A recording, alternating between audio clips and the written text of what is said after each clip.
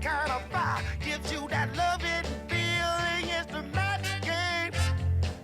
Baby, I tell you, it's my match game. Hot is my mama's turnip green. Oh, your love just ties me up in the scene. But you know I like it, mama. Really do. Love it. Come on. Come on, honey, let's play the match game. You strike me and I'll be the flame. Girl, you start big as fire. When you touch me, I'm like a live wire. You burn a tattoo on my arms. I don't feel the fire, but your kisses is warm. Now, wrist, light me up. Come on and light me up. Can't get enough. I tell you, it's the match game. Strike me, baby. I'll strike me, mama. Lord, it's the match game. Come on and come on, honey. Play the game. Come on, baby. Tell you something. It's so good. Come on, strike me. Strike me. Strike me. Strike me, baby.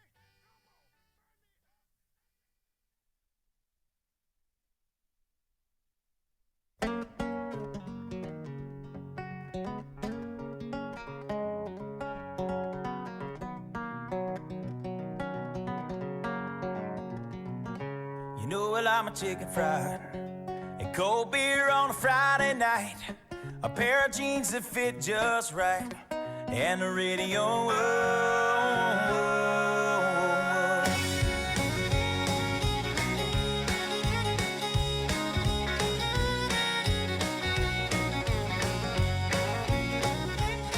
Well, I was raised up beneath the shade of a Georgia pine, and that's home, you know. Sweet tea, pecan pie, and homemade wine, where the peaches grow. In my house, it's not much to talk about, but it's filled when love is grown in southern ground, and a little bit of chicken fried. Cold beer on a Friday night, a pair of jeans that fit just right, and the radio up. I like to see the sunrise, see the love in my woman's eyes, feel the touch of a precious child, and know a mother's love. It's funny how it's the little things in life that mean the most. Not where you live, what you drive, or the price tag on your clothes. There's no dollar sign on a peace of mind, this I've come to know. So if you agree, have a drink with me, raise your glasses for a toast to a little bit of chicken fried and cold beer on a Friday night, a pair of jeans that fit just right, and the radio up. I like to see the sunrise, see the love in my woman's eyes, feel the touch of a precious child, and know a mother's love.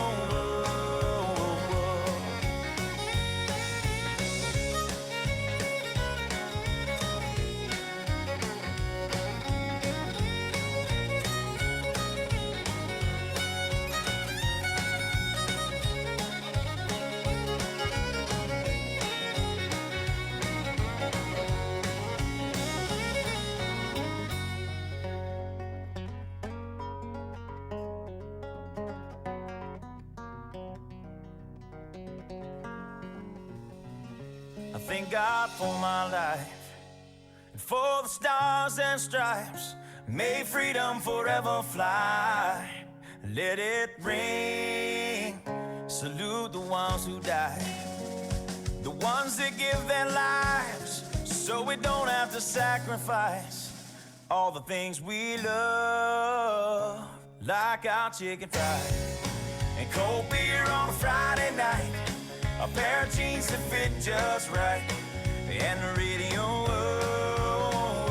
I like to see the sunrise, see the love in my woman's eyes, feel the the touch of a precious child and know a mother's love. Get your little chicken fried and cold beer on a Friday night, a pair of jeans that fit just right, and the radio up. I like to see the sunrise, see the love in my woman's eyes, feel the touch of a precious child and know a mother's love.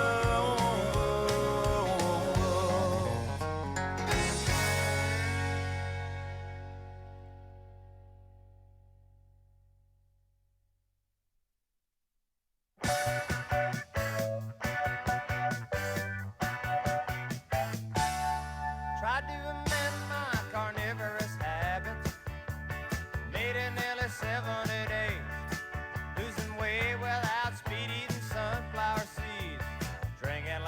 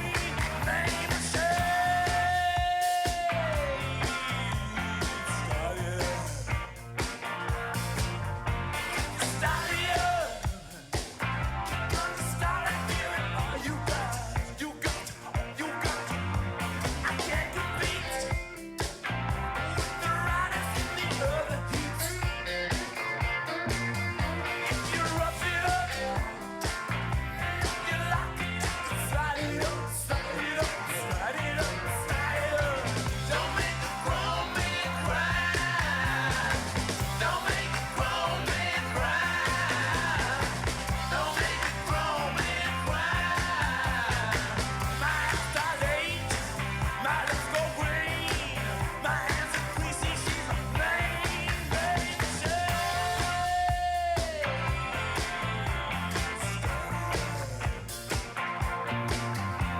start me up. You got to love and never stop. Start it up. Just start it up. You make a grown man cry. You make a grown man cry. You make a grown man cry. Ride like the wind at double speed. I take you places that you never, never say.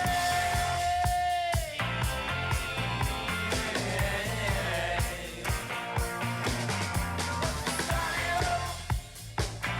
Let me tell you, never stop, never stop, never, never, never stop. Start me up. Never stop. Yo, yo, you make a grown man cry. Yo, you made a dead man come.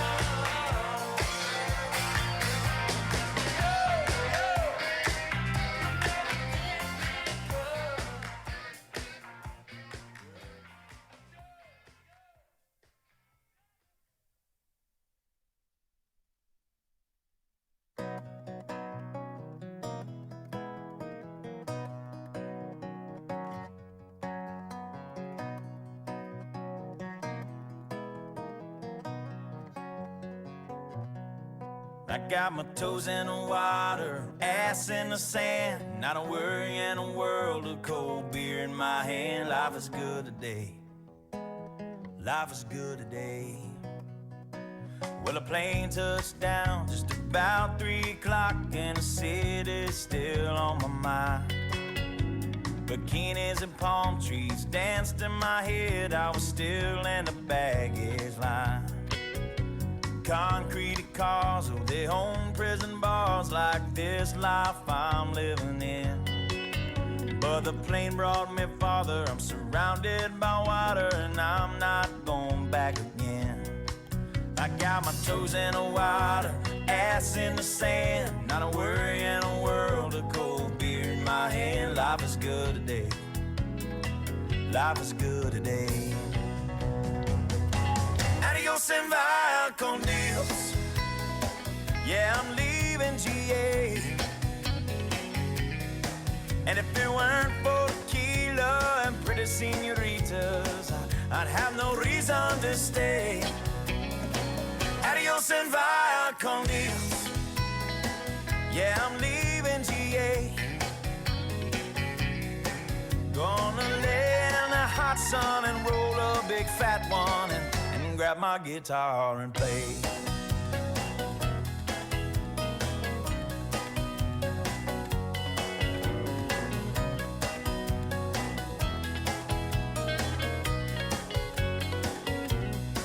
The 4 days flew by like a drunk Friday night as the summer drew to an end.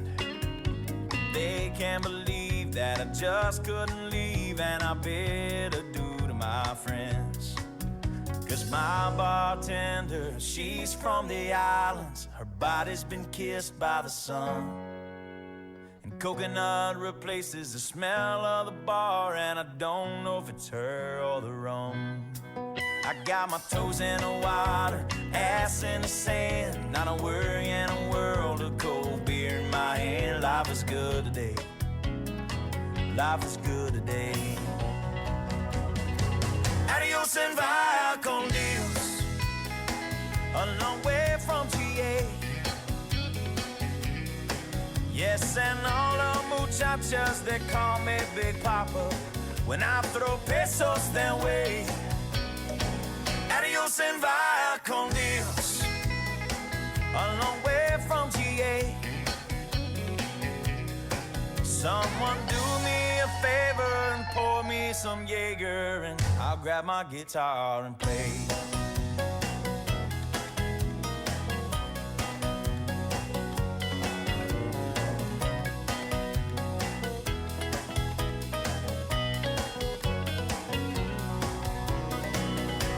en vaya con Dios. Going home now to stay. The señoritas don't care when there's no dinero. Yeah, I got no money to stay. Adios en vaya con Dios. Going home now to stay. Just gonna prop up by the lake and put my ass in a lawn chair, toes in the clay. Not a worry in a world of PBR on the way. Life is good today. Life is good today.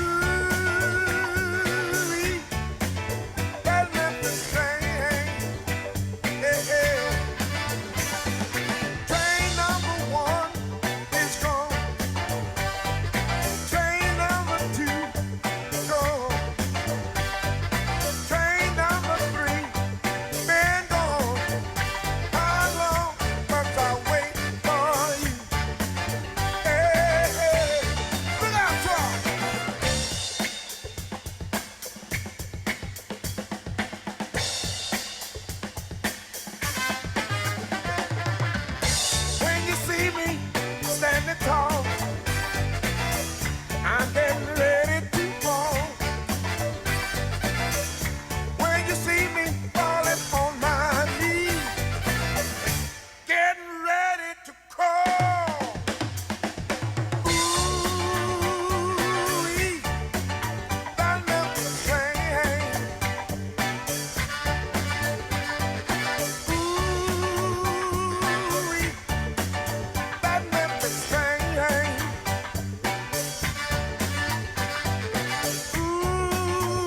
Ooh-wee, that Memphis train.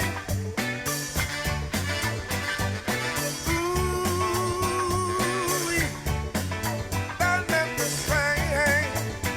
Hey, hey, look out, Jonah.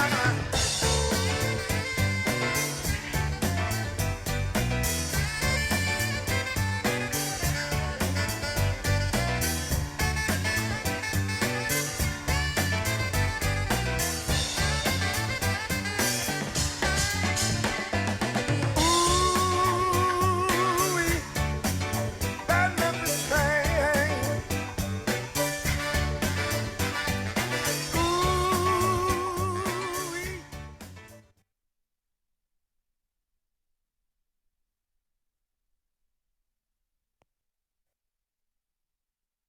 Ladies and gentlemen, please take your seats. Our program will begin in just 5 minutes.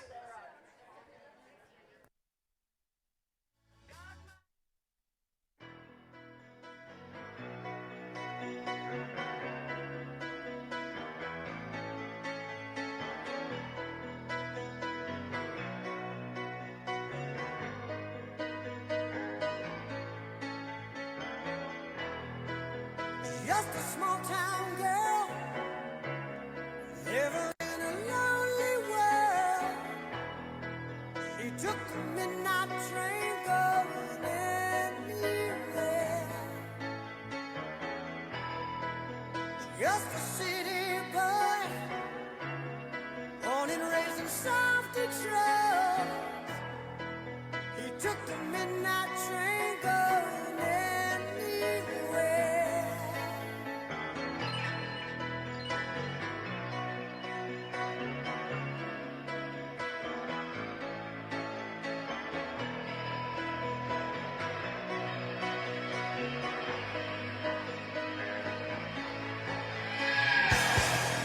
A singer in a smoky room, a smell of wine and cheap perfume. For a smile they can share the night. It goes on and on and on and on. Strangers waiting up and down the boulevard. Their shadows searching in the night. Streetlights, people living just to find emotion, hiding somewhere in the night.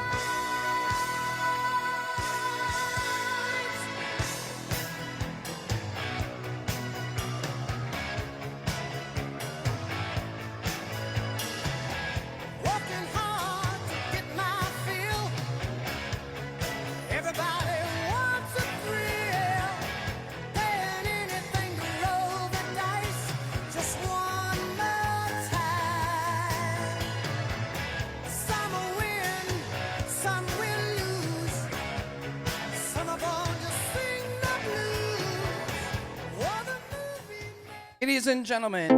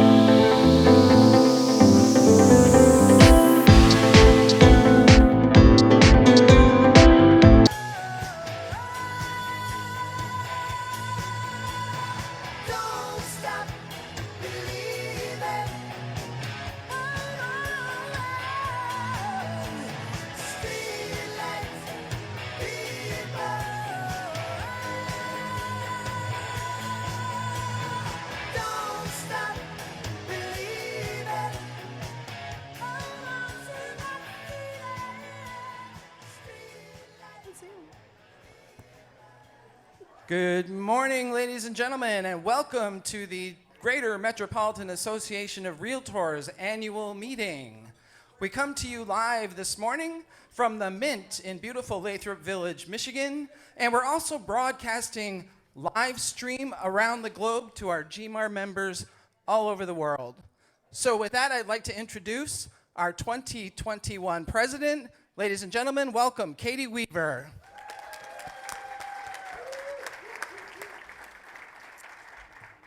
Thank you. Thank you so much. Doesn't that song just take you back? Well, some of us take us back to, you can remember the moment in time that you heard that song and what you were doing. And that's what it's all about, is just living in the moment and taking it all in. So at this time, I would like to officially call our 2021 meeting to order. If you would all please join me in standing, and we'll recite the pledge. I pledge the allegiance to the flag of the United States of America and to the republic for which it stands, one nation under God, indivisible, with liberty and justice for all. We will observe a moment of silence now to honor and remember those in our Realtor family who have passed this year. So please join me.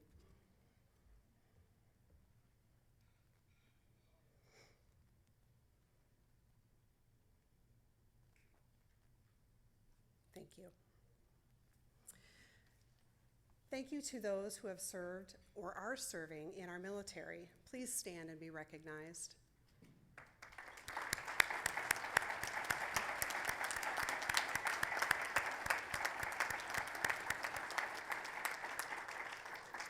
Madam President, our lone veteran here, thank you.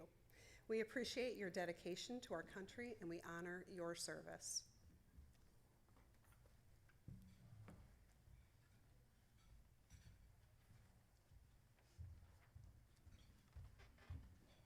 Please welcome GMAR CEO, Vicki Livernoy. Welcome, everybody. At this time, I'd like to introduce you to our head table. We have President Katie Weaver, President-elect Terry Spiro, Treasurer Nathan Boji, and past President James Chrisbrook. Directors, if you'll please stand when I call your names. Rob Schaefer, District 1 Director, Stephen Gottlieb, District 2, Dee Dee O'Hara Blizzard, District 4, Tony Jennings, District 7, Pam Bartling, District 5, Michael Brown, At-Large Director, Devin Smith, At-Large Director, Frank Torella, At-Large Director, and Mary Ross, our Affiliate Director.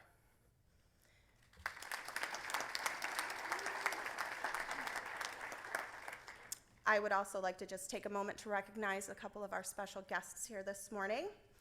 Our current 2021 President of Michigan Realtors, Etoile O'Rear-Libet.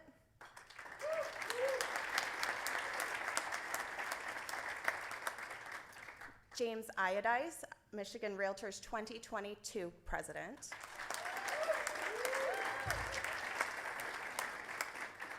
So hopefully you've had a chance to step in the back and meet our affiliate sponsors. We're so grateful for their efforts in supporting our realtors, and always remember, if you need help, they're always there for somebody.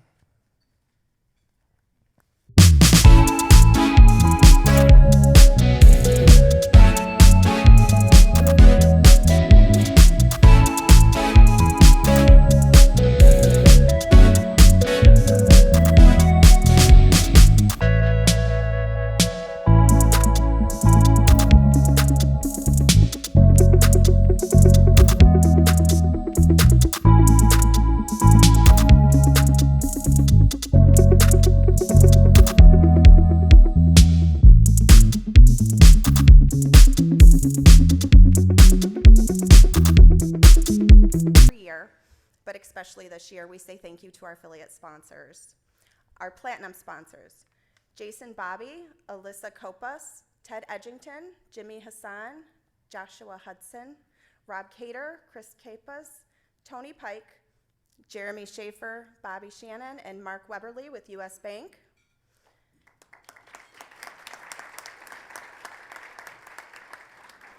David Delfino, Eric Stidham, Arturo Crosby, Young Chung, Randall Patterson with Pillar to Post Home Inspections, James Lutz and Grant Spencer with Michigan First Mortgage, Chris Olson with Primary Title. I'd also like to recognize our gold sponsors this morning. Christy Golan, Lori Hoover, and Todd Chamberlain with American Home Shield. Jana Struck, Changing Places Moving. Peter Churko with Churko Title Agency. Joe Sabatini with Choice Home Warranty. Luke Sasick with Cutco Closing Gifts. Will Bernyai and Eric Esser with Community Financial. Jeff Fletcher and Jessica Tini with Fletcher Inspections. Howard Collins and Scott Galloway with Galloway and Collins. Rick Linnell and Kathy Colkeen with Linnell and Associates. Kevin Briel with TCF Bank. Timothy Kish, Mary Ross, and Nicole Van Streen with Title Connect. And finally, Kevin Whitlock with Tedder Whitlock Consulting. Thank you again for your support. I'll turn it back over to our president, Katie Weaver.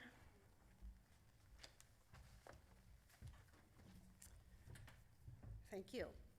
If you have served as a past president, please stand so we can show our gratitude.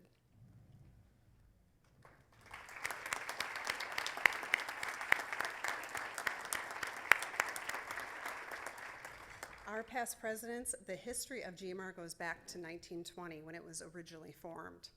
Over the years, our presidents have helped to mold our association into what it has become today. With innovative ideas, we continue to lead the industry and honor those who have served in this capacity.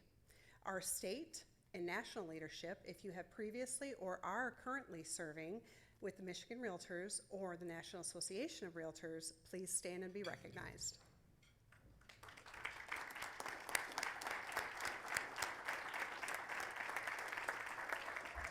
Thank you. Representation is necessary on all levels in the Realtor organization. Many of our elected state and national leaders will begin their volunteer routes at the local level. Without these individuals continuing to serve their fellow Realtors, state and national levels, our industry would not be what it is today. From sitting on committees to the board of directors at the Michigan Realtors and the National Association of Realtors, they are ultimately working together to ensure we protect our industry, our consumers, so we thank you. Yes, another one. As with any nonprofit, we wouldn't be where we are today, again, without our members who volunteer to serve our committee, on a committee. Whether they spend hours interviewing candidates in an upcoming election, or they work together in a group to create new events or classes, or to simply help educate other members on the various programs available.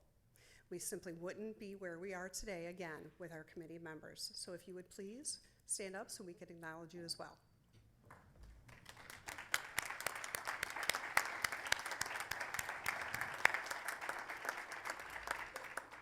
Thank you.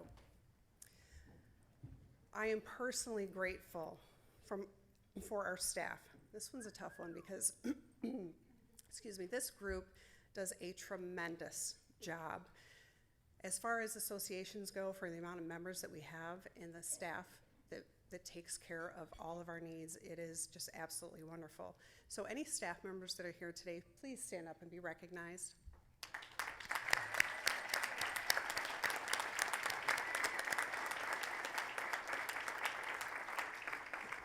They truly work tirelessly on behalf of our members to ensure that they are available to answer all questions and all your concerns, and to help implement new tools and programs, and to help guide you through your journey in the real estate industry. So, finally, we are together. Yay. Yes. Yes. And for those that are tuning in remotely, thank you so much for joining us here as well. Here at the Greater Metropolitan Association of Realtors, we don't want you to miss a thing.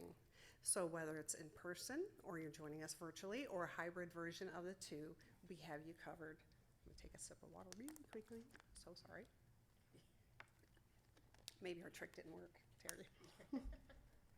I think we would all agree that this has been an extraordinary year in real estate. What a crazy world that we live in.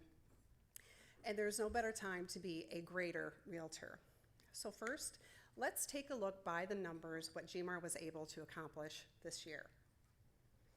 So GMAR ranks 25th in the National Association of Realtors for largest associations in the country. And we are larger than 22 state associations. We serve nearly 1/3 of the entire state of Michigan's realtors.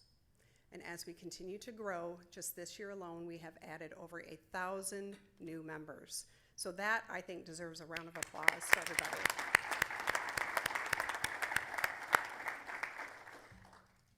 Also, together with Michigan Realtors, GMAR awarded 19 homeowners in Oakland and Macomb counties to funds to cover their mortgage payments after damages to their homes during the strong summer storms.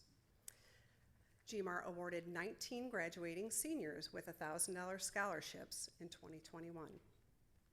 We awarded $20,000 in placemaking grants to local communities such as New Haven, Leonard, East Point, Harrison Township, and Mount Clemens this year. That brings our total communities helped over the last few years with our placemaking grants to 20. This program is an amazing opportunity for GMAR to help build strong communities, those communities that we serve. 7,896 students took advantage of our classes either virtually or, until just recently, visit us in person, which is up 26% from 2020.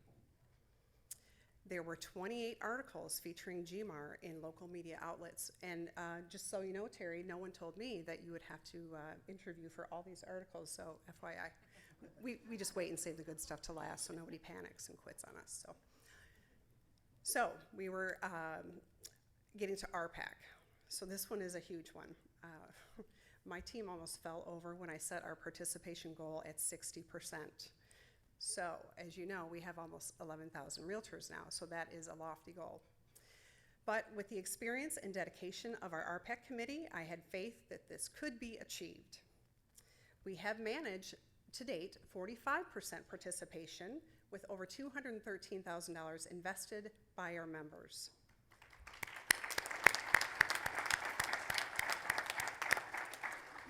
We are getting closer to reaching our financial goal. So, you'll hear it often today, invest often. So thank you to our committee members that truly understand that RPAC is vital to our industry and we should all invest our fair share. Also, GMAR teamed up with our 4 local Women's Council of Realtors networks in April for Fair Housing Month. We put on our Diversity, Equity, and Inclusion Conference. It was such a great conference. I wish everyone was able to see it. We received such high recognition and an award from the city of Southfield, and it was presented by Mayor Ken Siver. So, good job, Women's Council. Woo-hoo. Also in Southfield, myself and 4 GMAR members spent the day working with Habitat for Humanity Women's Build.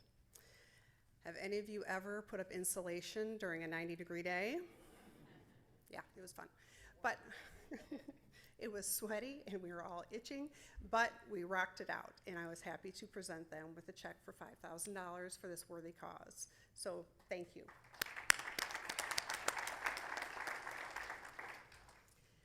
GMAR is dedicated to advocacy and private property rights. We take advocacy so seriously that we are one of 2 associations in the state of Michigan that actually employ our own government affairs director. So because we are so involved in local issues, I was invited to speak at several city council meetings. You're gonna have to do that too, Terry, sorry. So we zoomed into Southfield to discuss the Source of Income Initiative. Then we visited Warren, Birmingham, Grosse Pointe, and Franklin to fight against the banning of short-term rentals in their cities. Last stop was at our nation's capital. Oh, where a few GMAR members also spoke on the detrimental financial impact of property owners to outright ban short-term rentals across the state. So, not only would this affect vacation rentals, but seller post-closing occupancy as well. So good news about the short-term bill. We have finally gained traction and it's recently passed the House. Pardon me. So hopefully it'll continue on with the Senate, and lastly, Governor Whitmer will sign it into law.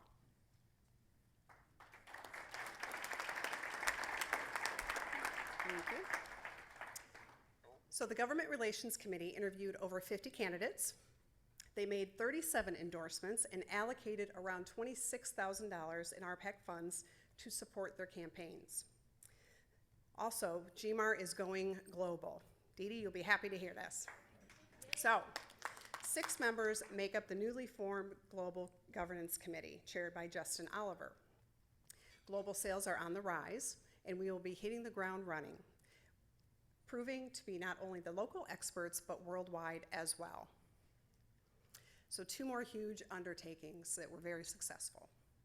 First, we launch our new website in spring of 2021. Hopefully everyone has had a chance to see it. It's a more robust and user-friendly platform for our members to schedule classes, reserve tickets for upcoming events, and make their RPAC investment. See? Second, we reconfigured our association districts to make representation equal and expand our ever-growing footprint in southeastern Michigan. We also hired the PR firm of Trescott Rossman to help raise awareness when buying or selling a home. Always use a realtor, but better yet, hire a greater realtor. You will soon begin to see information online with digital advertising, maybe even a billboard or 2 while you're sitting in traffic on the expressway.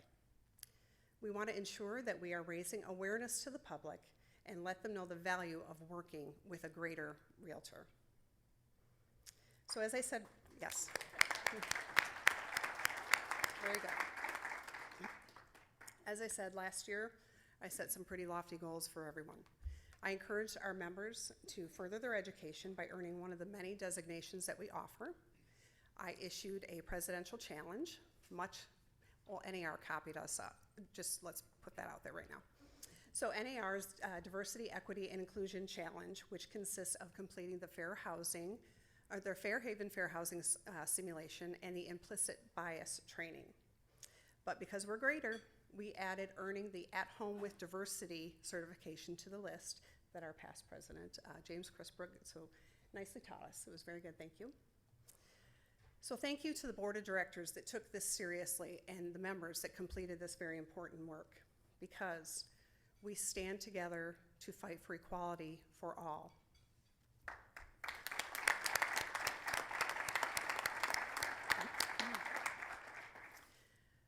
With my time as your president winding down, I look back at the challenges we face with the pandemic 2.0. We took the health and safety of our members and staff very seriously. We continued to strictly adhere to CDC recommendations by keeping the office closed and having the staff work remotely until our doors could safely reopen again. During that time, we were happy to serve you curbside to pick up items that you purchase in the tool shop. So now that the doors are open, please stop in and see all the great stuff that we have. That time not only showed how GMAR is prepared to pivot in these ever-challenging times to ensure we continue to provide services and benefits to our members, but that we all are stronger together. While we are still working out the kinks with the new hybrid adventures, we continue to provide options so our members and staff feel safe at home and included. So as you see, it really was a busy year. But to say that it was an honor and a privilege to serve as your president was an understatement. This part's gonna get tough. So there are a lot of people I need to thank. First and foremost, past President James Chrisbrook.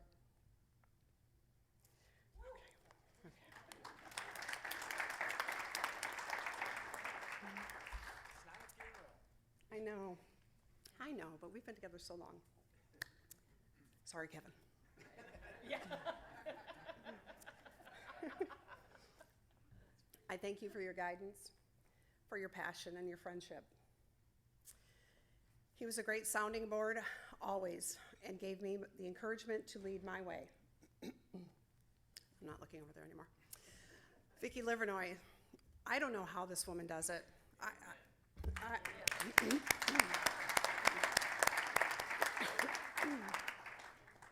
She is the heart and soul of GMAR, the consummate professional, always working on behalf of the members.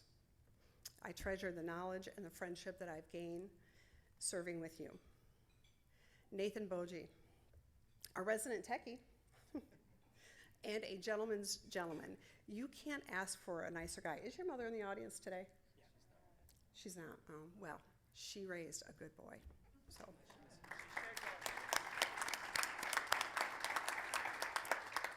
I look forward to watching you in your leadership journey. The board of directors, you bring the true spirit of volunteerism. We acted as a team. We were united. We talked about everything. You presented every aspect, and I appreciate your input, so thank you. Thank you of giving your time and your talent, because we asked a lot of you, especially in January. So, GMAR will be in great hands with your next president, Terry Spiro.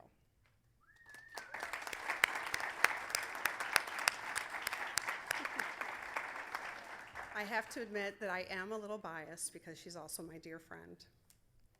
Years ago, we were talking about RPAC at one of these very meetings, and I said she is the classiest woman that I know, and that still holds true today. Terry has years of experience and a collaborative approach of leadership.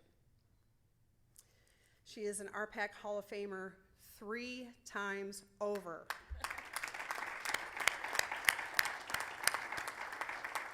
And she is highly respected in the industry. So, whether she is the, I'm gonna cuss, badass captain of a woman to blame or steering our association into the next year, she will keep us between the navigational beacons. So, this year has gone by.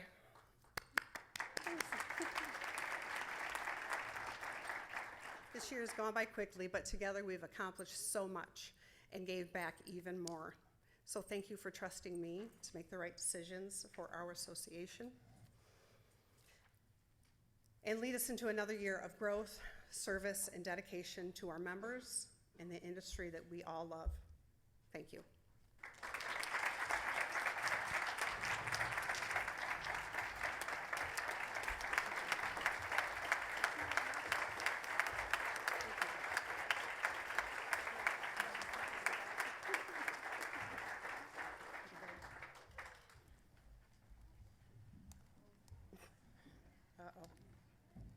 There are absolutely no words for how Katie and James during the most difficult time where we're shut down, our business was shut down, the association, we couldn't get together. I cannot tell you how the 2 presidents that I was fortunate to serve with on the executive board, how incredible they are. James did not get his moment to say goodbye or Katie to say hello in person the way we are today. So I just want a round of applause for 2 people that were denied a moment in the sun.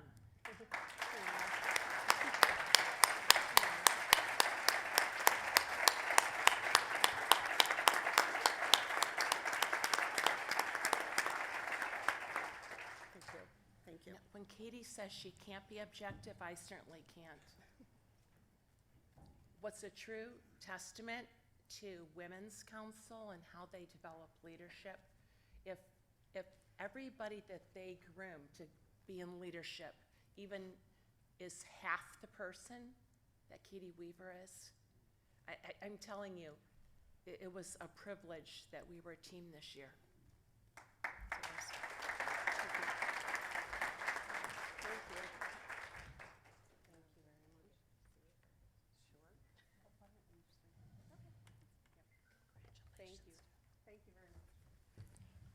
Ladies and gentlemen, Please welcome the money man, the guy with the wallet, balances our checkbook, our treasurer, Nathan Bogie.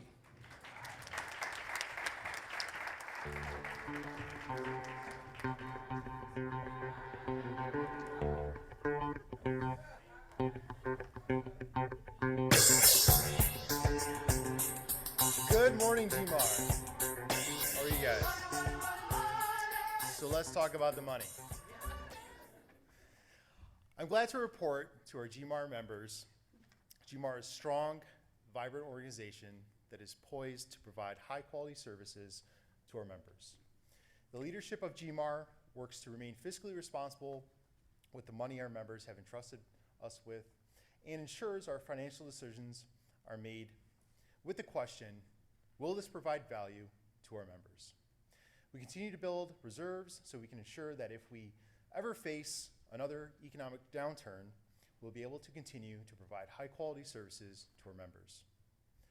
We believe that the local association should deliver tangible benefits that increase public awareness of our members and of our mission, and to partner with you, our members, to build your businesses and your brands. Fellow Realtors, I am proud to tell you that GMAR is a stable, thriving organization, both through programming and financial stability. We strongly committed to providing member value, and our financial position is consistent with providing quality services. Thank you.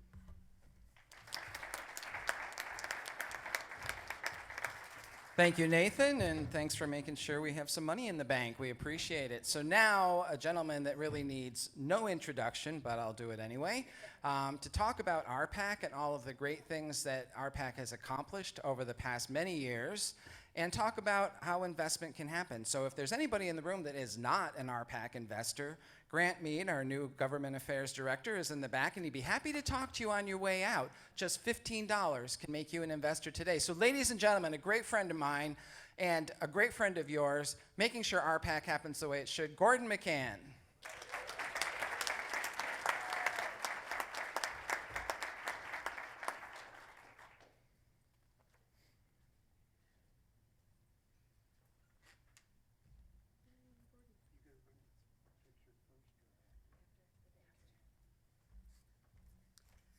Well, thank you, everybody. I had a lot of things to talk about, and Katie addressed them all. So I've gone from 17 pages down to a little note. RPAC is an investment, and what it means is that it's the Realtors Political Action Committee. You realize that of all the thousands of political action committees in the United States, we're one of like 2 or 3 most respected in Congress. We're right up there with Red Cross. And so for giving blood and for protecting home ownership, you were well respected. One of the things that you have to remember in RPAC is it's an investment in your future, not mine. Why do I say that? Because I've been investing a long time, and for the yous who are investing today is to insure tomorrow.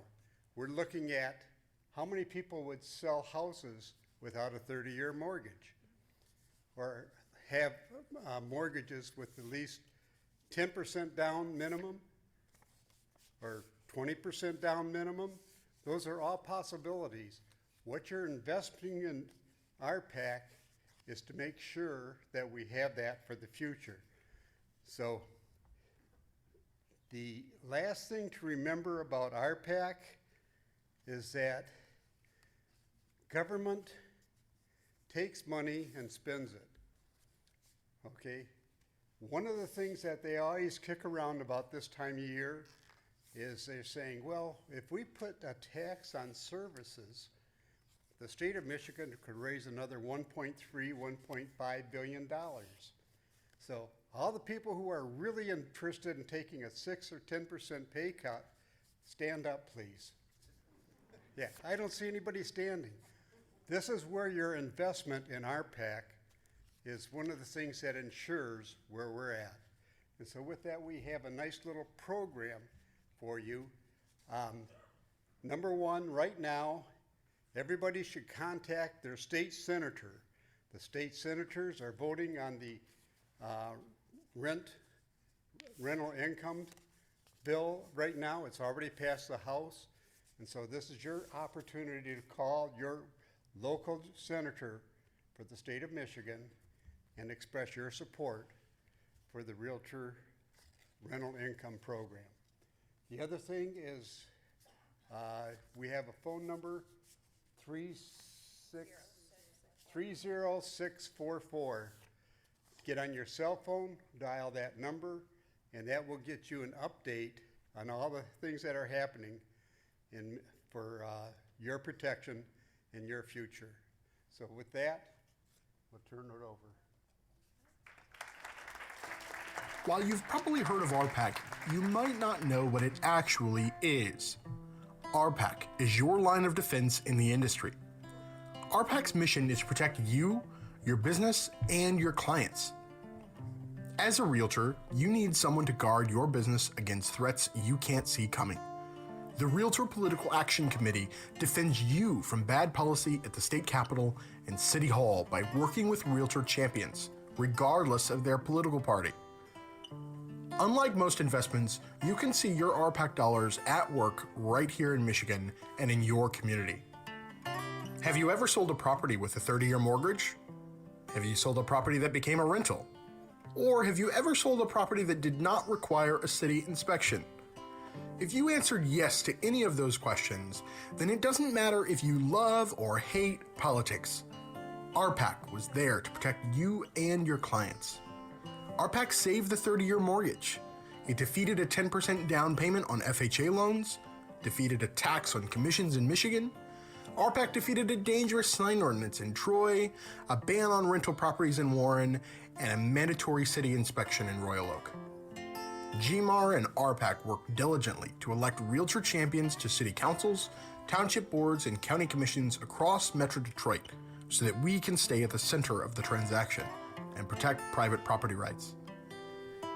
If you only ever listen to my advice once, listen carefully. Our industry is under constant threat, so it's important that you do your part to invest in RPAC each year. There are countless ways for you to invest. Go to gmaronline.com/invest to make your investment today.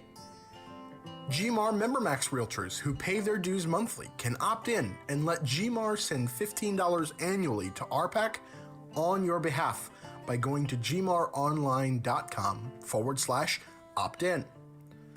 GMAR Premier Realtors who pay their dues annually can make an investment when paying your dues online. It doesn't matter how you invest. Just make sure you do it so RPAC can protect your tomorrow today, because that's who we are. So, anybody that remembers Travis, that was his avatar and his voice. But we now have Grant, who is spectacular as well. So Gordy, thank you so much for all you do, and you've done for years for RPAC, for GMAR, for the National Association of Realtors. We're so grateful for everything you've done. A round of applause for Gordon McCann, please. So just to give you a little insight, a Hall of Fame RPAC investor is $25,000 or more. So I'd like to ask, because we have many more RPAC Hall of Famers in the room, including two of our affiliate sponsors, if you would please stand if you're a Hall of Famer with RPAC, we'd like to show our gratitude. So please stand.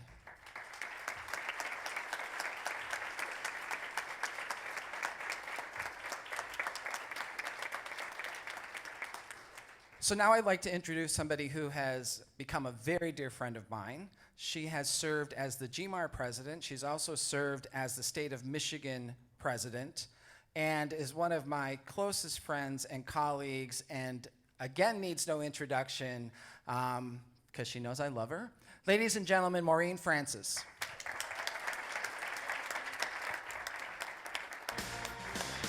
You're simply the best.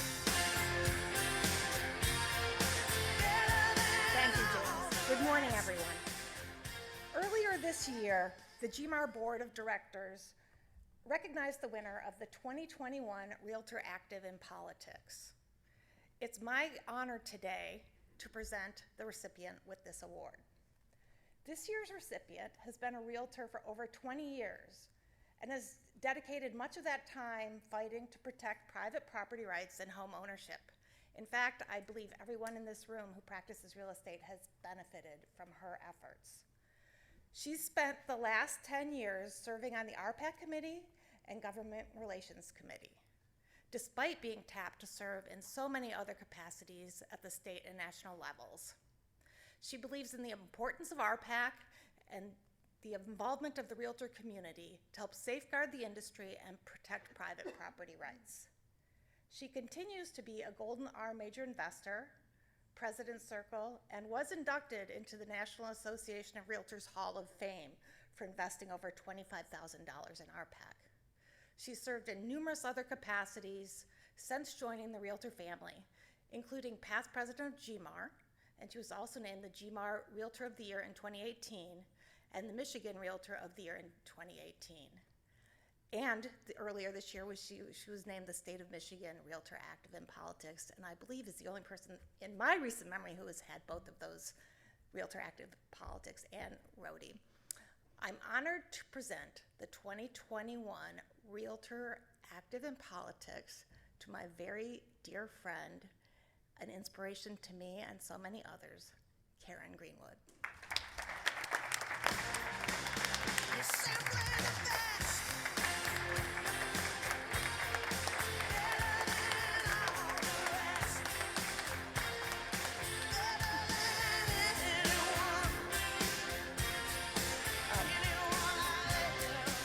Thank you for the opportunity to serve. I don't have anything on the teleprompter, so I just wanted to say that I love this job. I love the job of selling houses every single day, and I love the job of protecting property rights. There is nothing more important, and to me, to my family, this is my entire family's income. We love this, and it is a privilege to serve. It's a privilege to be up here to serve with this leadership and the leadership of the years past and gone by. Today, I just want to remind everybody that if you haven't invested in RPAC, to do that. And also, please read your email. We have a call to action. It is very important that our local state governance hears from us in regards to the housing ban for short-term rentals. So if you have that opportunity, please click on that button, and I'm honored to serve. So thank you very much for recognizing me.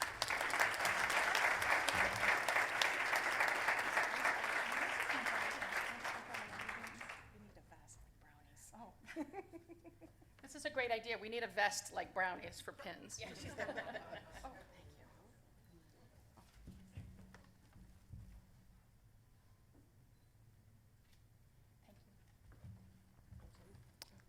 Thank you, Maureen. Thank you, Karen. So just in case you're wondering, why do short-term rental bans affect us? Because post-closing occupancy would be a short-term rental. So it is important to all of us, and we thank Karen and Maureen for their efforts. Now I'd like to introduce somebody who I've learned so much from. We became such great friends as we served on the GMAR Board of Directors. He was my president when I was president-elect, and I think we became closer than we ever anticipated. Ladies and gentlemen, I'd like to introduce the GMAR past president, Al Block.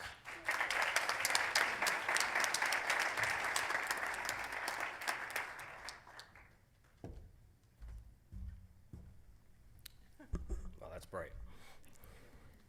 Glad to be back.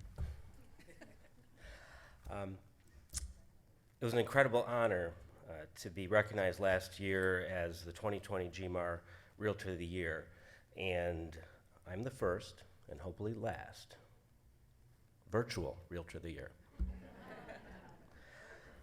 Nothing virtual about this today, so that's great. This year's recipient exudes the meaning of selfless service, whether it's for his clients, his industry, or his family. His family. He has many. I've seen it firsthand. Family is what he lives for. This person has served the Realtor organization at GMAR, Michigan Realtors, and NAR with great distinction, very active. He is founding member of the Young Professionals Network at GMAR. He has volunteered year after year at our Realtor Park and continues to check in on our little libraries to ensure they are stocked and in working order. He has made an incredible impact on where GMAR is today and where we are going for many years to come. The recipient of this award has set the bar incredibly high for those to follow. He understands and deeply believes in the need to advocate for our industry, to teach others the importance of investing in RPAC, to raise the standard of professionalism within our industry, and to serve our community. He truly is a hashtag greater realtor, and I have the privilege of calling him my friend. And you want a friend like my friend. Ladies and gentlemen, your 2021 Realtor of the Year, Christopher Ayers.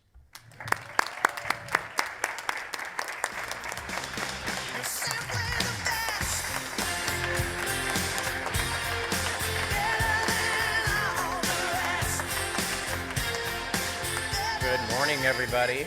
So, Karen and I, same thing. We don't have anything on the prompter. And the first person that I want to thank is about this tall. So, my daughter, Abigail, allows me, James Chrisbrook, allows me the opportunity to do this. She gives me the energy, the passion, the drive to do this. But I would be remiss without thanking my extended family, Misters Chrisbrook and their son Aiden, who tirelessly watches Abigail while I go and do some of this stuff. So a thank you to them, to my extended family at Shane Park Realtors, and also all of you. Thank you so much. I greatly appreciate it. It's an honor. Thank you.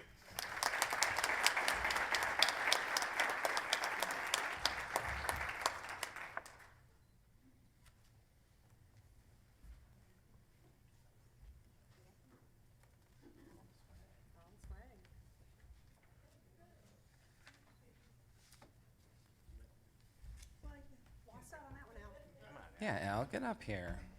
Al, we got to be on stage and Michigan Realtors. Come on. Right. Thank you, Al, and thank you, Christopher.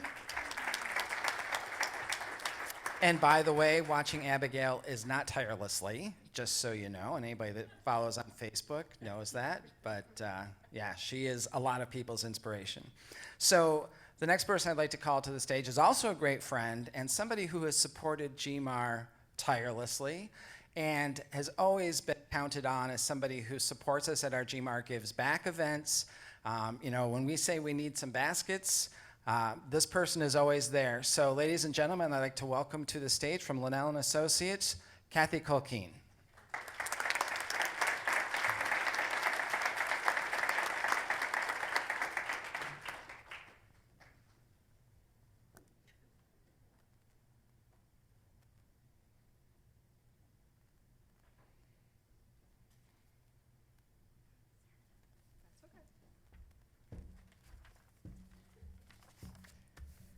Choose your idiom, be it Woody Allen's quote, 80% of success is showing up, or the first secret of success is showing up. The 2021 GMAR Affiliate of the Year is someone many in this room can attest to showing up. They are always there, whether it be at a GMAR class, a committee meeting, a charity event. You can always count on her to support the industry. She has most recently served as an affiliate representative on the GMAR Board of Directors, as well as to share the successes of our affiliate membership and help determine new ways we can continue to build on our existing benefits platform. GMAR would like to thank this year's recipient for her contributions to making the real estate industry greater. It is my honor to announce Mary Ross as this year's 2021 Affiliate of the Year. You're simply the best. Better than all the rest. Better than anyone. Anyone I've ever met.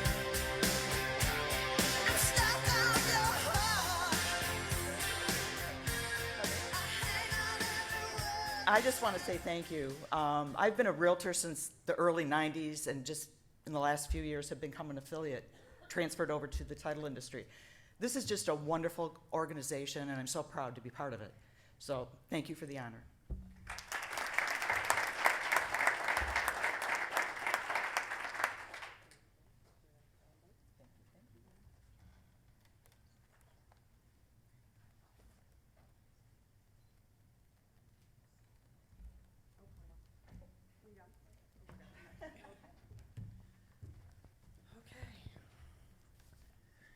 All right.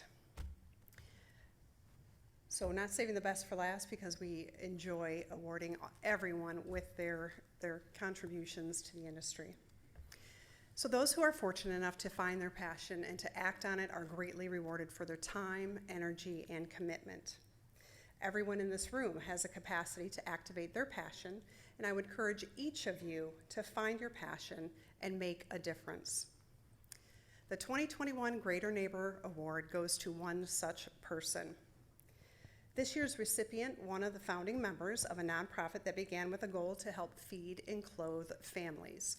It has recently extended those services to veterans, mothers in need, and seniors. She not only sits on the board of directors, but this gal puts her money where her mouth is.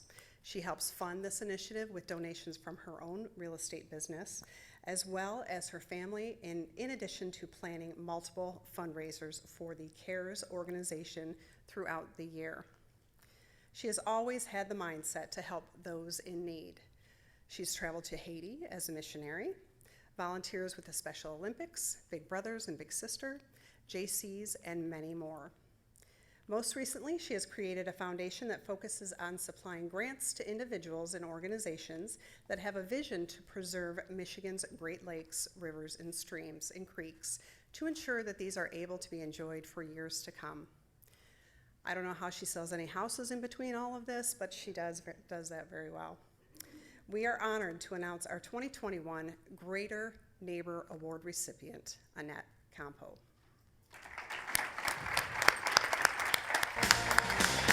You're simply the best. Better than all the rest. Better than anyone. Anyone I've ever met. I'm stuck on your I launched a radio show back during the housing crisis on WJR, and I always had the microphone in front of me, but I always had a prompter that had stuff on it. So this is a little different for me. Looking across this crowd, I've been in the industry for over 30 years. And some of my closest friends from serving on the board when we did the merger with Will Carr and GMAR sit in this room and still sit on the board up here. And so I just want to say thank you so much for not only recognizing myself, but just always being a participant in our association. And we all are public servants, and we serve our customers, we serve our staff, we serve here at GMAR, and so continuing to serve in the community was very easy for me to really begin to recognize. And so I want to just once again, even though I'm being honored today, I really believe that each one of us is an ambassador for our industry as well as our communities. So thank you for all you do.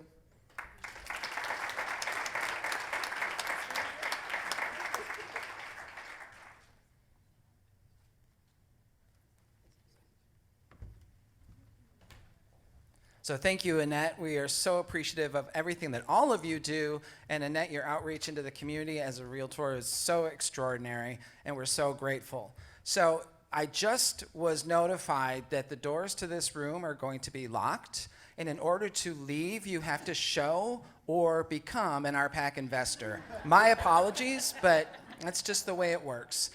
So get ready, because you're only getting out with some money. So now I'd like to introduce to award our emeritus recipients, our CEO, who is amazing, as everyone said, Vicki Livernoy. Thanks. GMAR, together with the National Association of Realtors, honors and bestows upon these realtors the status of Realtor Emeritus. The status is awarded with deep gratitude and recognition of 40 years of membership in the National Association of Realtors and having served on a national committee. Please join us in congratulating the following GMAR members. We're both honored and humbled by your dedication to the Realtor community. If you could come up and receive your award as your name is called. Lena Byrne and Gerald Miller.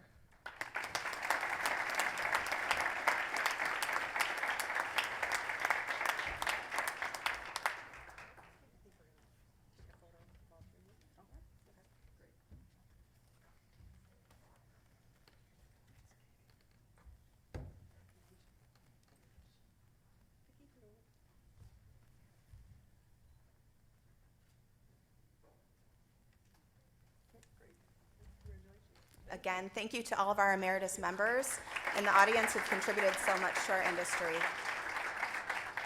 So, just so you know, Jerry let me know before our breakfast started this morning that he got into real estate when he was 12. So 40 years does not mean you're old, right? Absolutely. Back then, oh no, I'm sorry. So now I'd like to welcome to the podium once again Katie Weaver and Terry Spiro.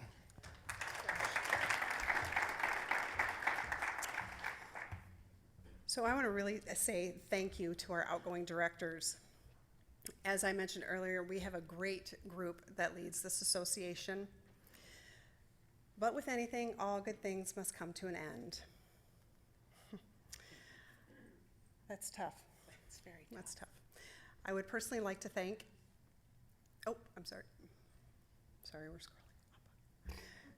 This isn't goodbye. This is just, we will see you later.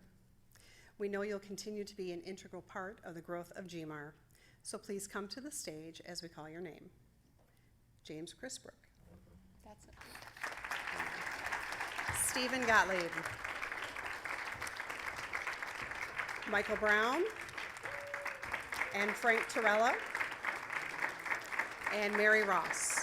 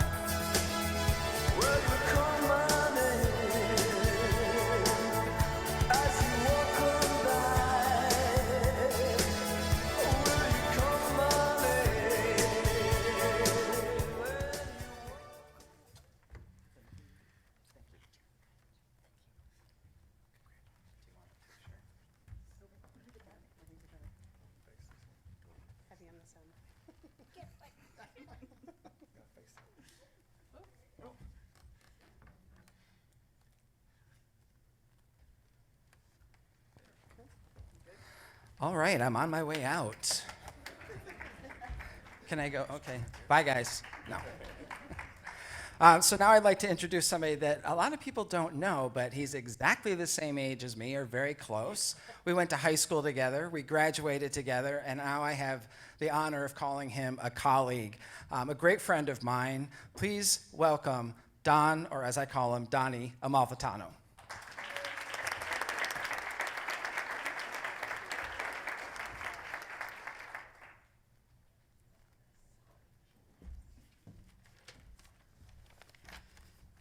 Thank you, James, for that introduction. We do have a long past together, and it's quite an enjoyable one, so I'm very pleased that I'm a part of his life as well. Good morning to you all. It's so nice to see all your smiling faces as opposed to looking at you through a video monitor. And no offense to people online, but it's great to see you all out there. As a managing broker, fortunate to witness the rise to leadership by several of my agents, such as Terry Spiro and Dennis Kozak, who will make their commitment to serve today before all of us. I have also been honored to be among this journey for my agents such as James Iodice, Maureen Francis, Karen Greenwood, and quite a few others who have chosen a calling to lead and get involved on a local and state level to further the efforts of this wonderful industry. I can assure you with great certainty that Terry Spiro will make us proud in her new role, and she will lead with passion and conviction. Terry has always had a fire in her to promote the welfare of our industry and to encourage our strategic partners and influencers to be on the right side of real estate. Terry will continue to make us proud, and I will always vow my support to her efforts so she may continue to enhance the environment in which we participate in our profession. Moreover, I would impress upon all of you broker owners and broker managers to encourage and champion those that have a bright light towards leadership, support those agents in their efforts to get involved with GMAR, Michigan Realtors, and the many other organizations that exist to further the prosperity of real estate. I can assure you the satisfaction and pride it will return will be immeasurable. And I can say from my experience, having my agents deeply involved across the board has been an incredible intra-office relationship building experience and has provided a unique working environment with our board members that you can't imagine. So please don't miss an opportunity to promote your agents to their calling of leadership and be an integral part of their journey, as it will not only further enhance our ability as an organization to serve our members, but it will enhance the very way you interact and do business with other board members in such a positive way. To Dennis, there's no doubt you will be glad you are a part of that process. To Terry, to Dennis, and to all of those who choose to selflessly get involved so we all may benefit, I sincerely thank you, and I wish you the strength to carry out your duties to the best of your abilities. Our future is in your hands, and knowing that, I feel very comforted. Thank you for your service.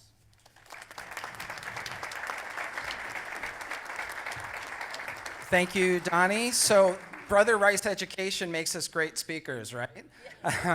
So thanks, Donnie. So the next gentleman, by the way, I heard somebody's phone ring. If you're not already an RPAC investor, you are now. So just be, I don't know who it was, but just be prepared. So the next gentleman I'm going to introduce is also a great friend of all realtors, somebody who is the voice of reason. So when we have conversations, when we have meetings, he's always there to give us the history of real estate, to give us a history of GMAR and the associations that came before it. A great friend of all of ours, a great voice in real estate on every level. Ladies and gentlemen, John McCardle.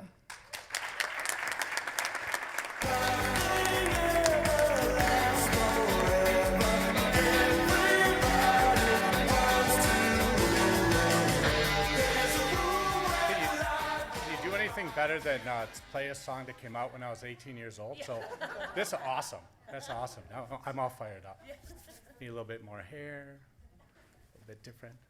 Good morning. It's like I'm talking to family, and there is no greater family than the Realtor family. You've been part of my life professionally, in other words, for a better of 32 years. And to be together again and to be up here just wearing this great group of leaders is an honor and a privilege.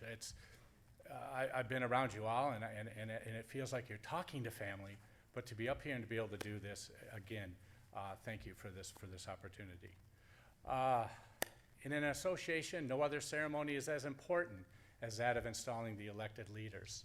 For those being installed, it is a visible demonstration of their commitment and dedication to the organization.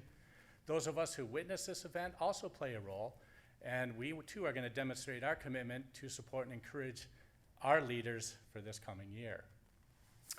Leadership, as you know, this is all volunteer, is not a reward, it is a responsibility. These leaders are giving of their time, their talent, and just to serve us, and we entrust them with this responsibility.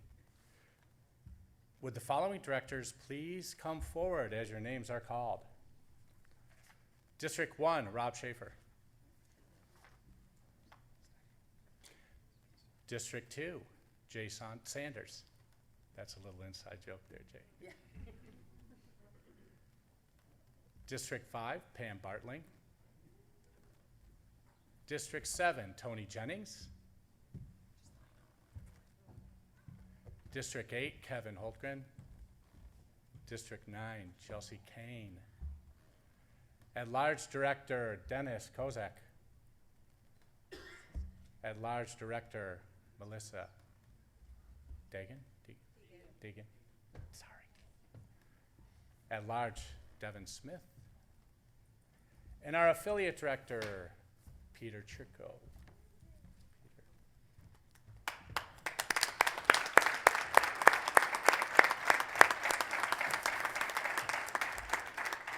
Are we all ready? All right. I thought my count was off. I'm like, are we? Directors, if you would please raise your right hand. You have been elected by the membership of the Greater Metropolitan Association of Realtors to represent their interests by serving as a director. The members have chosen you because you exemplify high standards of professional conduct.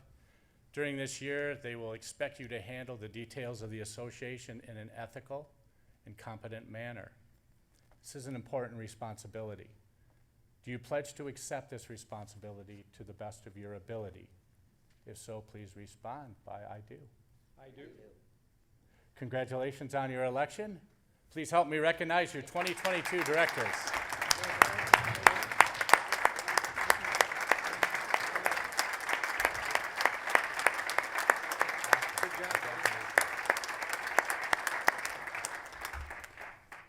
Okay. Now we're going to be doing some officer installation. Would the following officers please come forward as your names are called? President-elect. How's that sound? Like it or not. Nathan Boji. Treasurer Dee O'Hara Blizzard. Dee, come forward. Past President Katie Weaver, you're back up here. I'm past now. No, you'll always.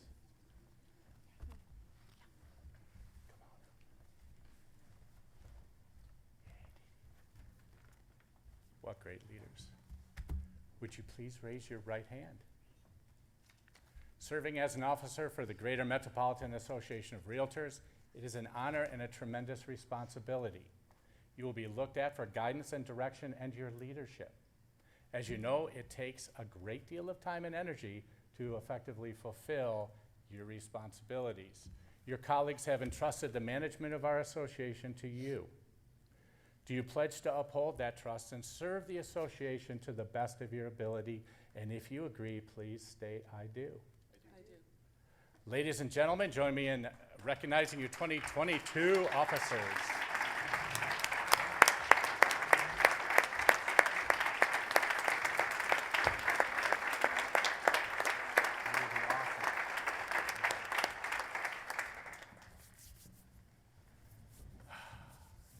I'm going to go off script a little bit here in a minute, but Terry Spiro, will you please join me at the podium?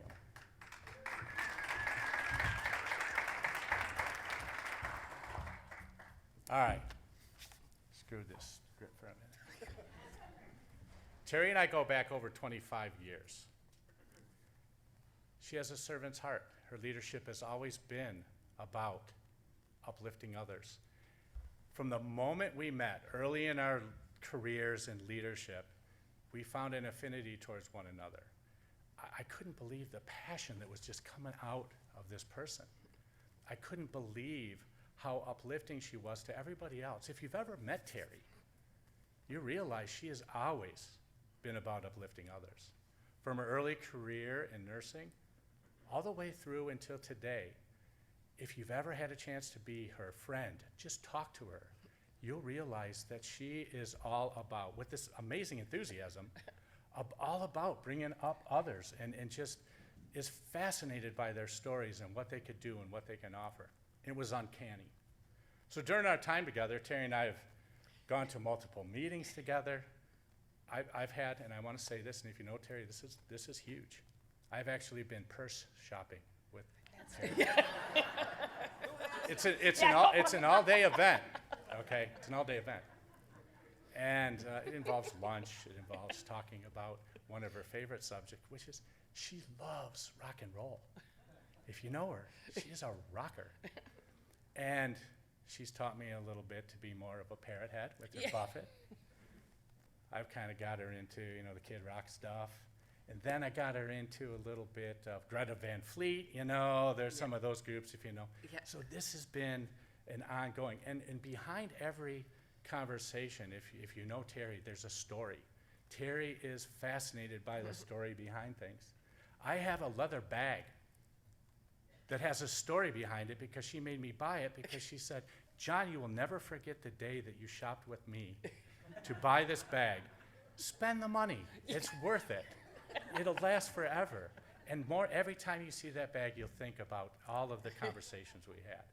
So, with that said, when I found out to have the privilege of doing this, and she could have picked anybody, but no one who adores her more and respects her more. And I said, what is it? I asked my wife, I go, what is it about Terry? We've had this friendship. We've done so many crazy things. And have you ever had an idea? By the way, family, she loves you so much. And I know you know this. Whenever there's a good idea, have you ever heard Terry? I mean, you have, but I'm kind of giving this the rest of them. If she gets behind your idea, all hell breaks loose, okay?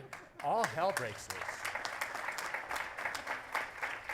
I think the family actually gets together and goes, I know you have a great idea here, brother, sister, dad, but do you think we might want to make sure we're going to, because if mom is all in on this, she's going to go batshit crazy for us.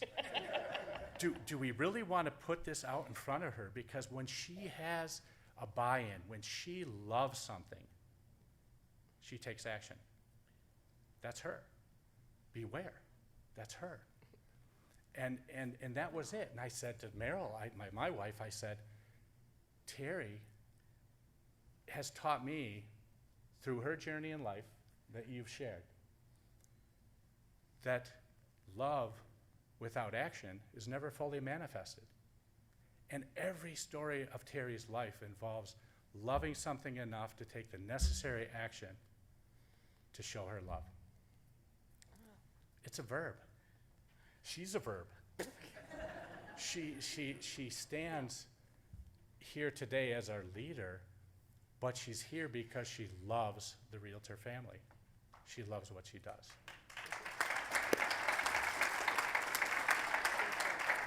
So enough of that stuff. We'll talk about rock and roll later. But it is that alone, that she is going to take action because she loves what she can do. She will uplift everybody around her, barely and rarely ever taking credit for anything.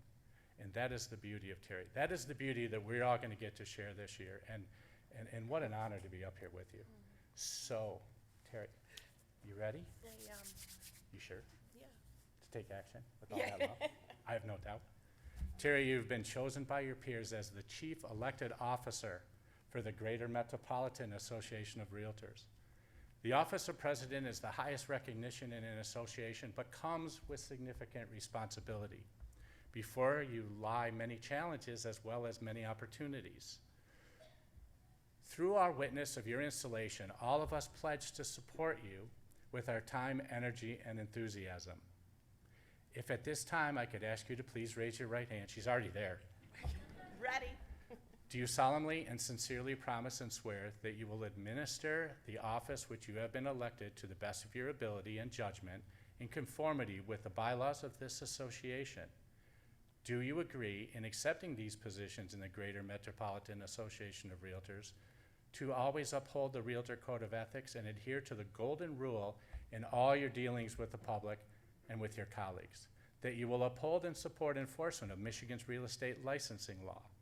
That you will in all acts be governed by the principles of honesty, justice, and fair play, and in every manner possible endeavor to promote and safeguard the best interests of our state, its property owners, the high purpose of your association, and the welfare of its membership? Terry, are you willing to accept these responsibilities of the president of the Greater Metropolitan Association of Realtors and promise to do your best, to use your best talents to serve the membership and the profession? I will. By virtue of whatever authority has been conferred upon me, I do hereby declare you duly and officially installed as the 2022 president of the Michigan Thank you. Oh my God.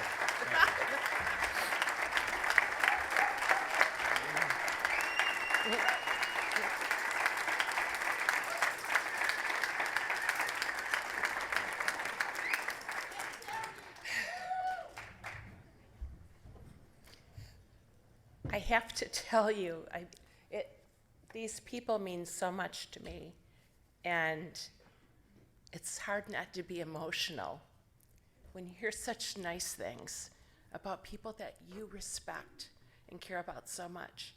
So I can't even tell you how much it means to me. First of all, the current board, especially the executive that we work so closely together this year, I mean, James, Nathan, Katie. We've been just an incredible team together because we actually love and respect each other. We don't always agree, but we always respect each other, and I think that's the key to everything.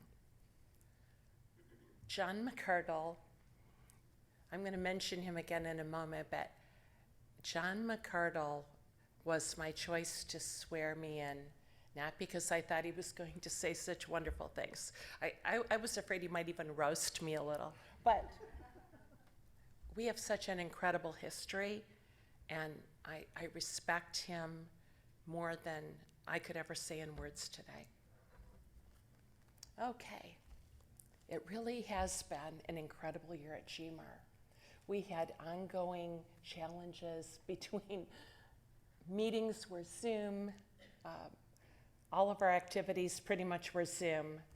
Thank goodness to our incredible board, and Vicki, you are a superhero. There's not enough words for Vicki Livernoy, who, by the way, we served together on a different association that became part of GMAR, and she has learned her position through the ranks and is treasured and revered by the members and the board.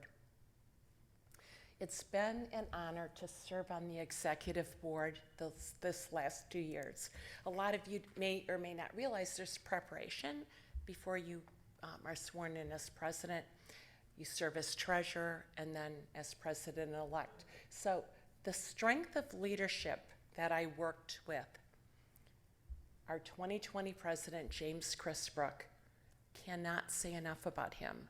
He's an incredible friend, but he brought a passion and an energy and humor to what could have been just really an extremely difficult year. Somehow we managed with COVID, be damned. We were highly successful in 2020. Katie Weaver, our president this year, both she and James had very different leadership styles. They were both highly influential to me personally and immeasurable to our association. I cannot tell you, people have said nice things about me. I want to say nice things about them. They did so much this year and the previous year to make sure everything went so well for GMAR. And I got to tell you, the fact that I'm going to be working with Nathan Boji, I mean, what a rock star, and so much more intellectual than I am about anything to do with technology. My absolute weak point. I think he had to be chosen just because, oh my God, Terry doesn't know a darn thing about technology. And my kids know that. Anyway, we've all worked well together this year as a board of directors to create the best experience and benefits for our members. Both James and Katie have shared the passion for serving GMAR with me. They've groomed me and mentored me. It's been incredible. They're more than colleagues. They are treasured, treasured friends. We were blessed to have a really diverse and engaged board of directors this past year, representing both a lot of historical knowledge and new perspectives. I think a board needs both. I'm the old timer, no question about it, but I think you need some historical perspectives, not to, oh, we did things that way before, that's how they should be done. No, I think understanding history helps us know how to go forward in the future, but you also need new vision. And this board this past year was the greatest combination of both experience and some newer leadership. I'm really looking forward to working next year with Vicki, GMAR's amazing staff, and this entire board of directors who have just been sworn in today. I could not have been involved in leadership or served without the love and support of my family. So I would like them to stand up. They're all sitting right in front.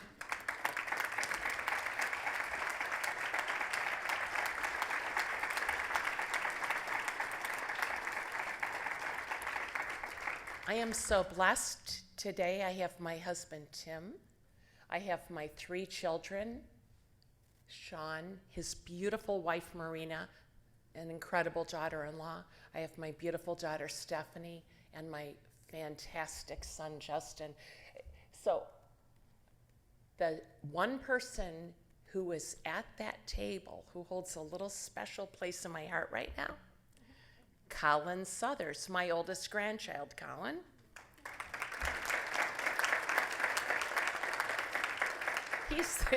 He's the only one in the family that thought, gosh, I like that real estate path. I think I'll go into it. Everybody else kind of rejected the notion, but Colin is a realtor and became a realtor last year. While he goes to school for business at Wayne. And of course, he's a GMAR member. I mean, it had to be, right? So anyway, the greatest accomplishment my husband and I have had is our children and our grandchildren and the strength we are as a family. And that's the only way you can really, I think, do well in leadership, is you have people that have your back when you get home. So thank you.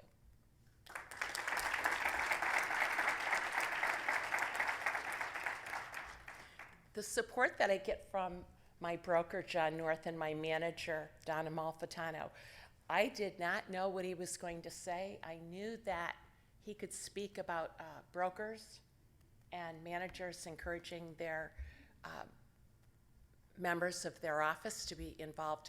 I mean, did I pick the right person to talk about that, Don? You are a rock star. Your message was very compelling. Thank you. So the theme today was Come Together. It was a celebration of the fact that we're finally back together again in person. And I don't know about you, but I missed all of you.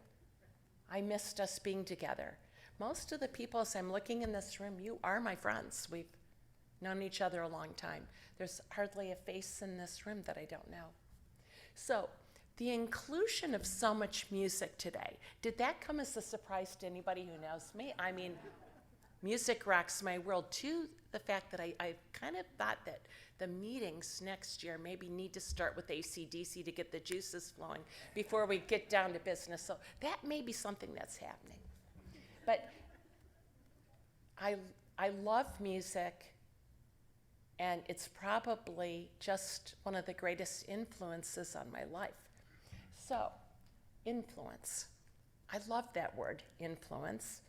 It reflects how much I feel about this association, how truly greater we are, how influential we are and can be.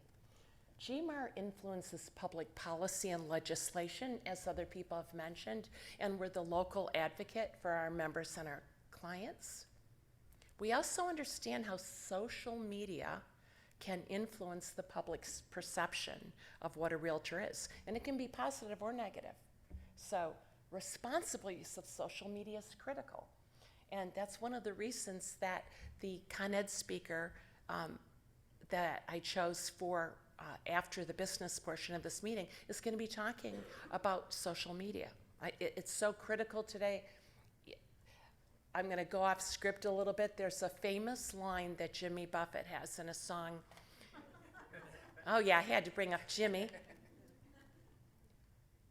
It's a permanent reminder of a temporary feeling. Think about that. His song was a little bit more about tattoos and, speeding weddings in a Vegas chapel, but the point is,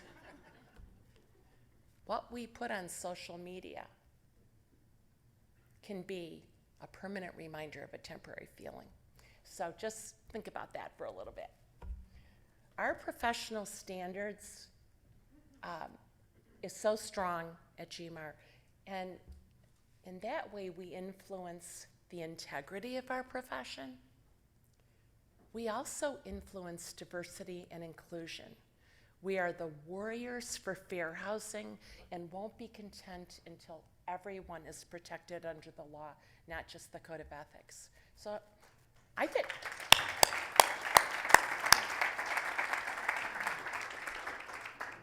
there may be one or two people in the room that don't realize. Yes, when we think of fair housing and diversity and inclusion, because our code of ethics is so strong in that way, do not forget for 1 second, there's not federal protection for housing for the LGBT community, nor is there in Michigan. GMAR is committed to fighting this fight. Now, our own James Chrisbrook, who is going to be the chair next year at the NAR Diversity and Inclusion Committee, I made a commitment to James. This is a fight we are not going to let go of. Everybody.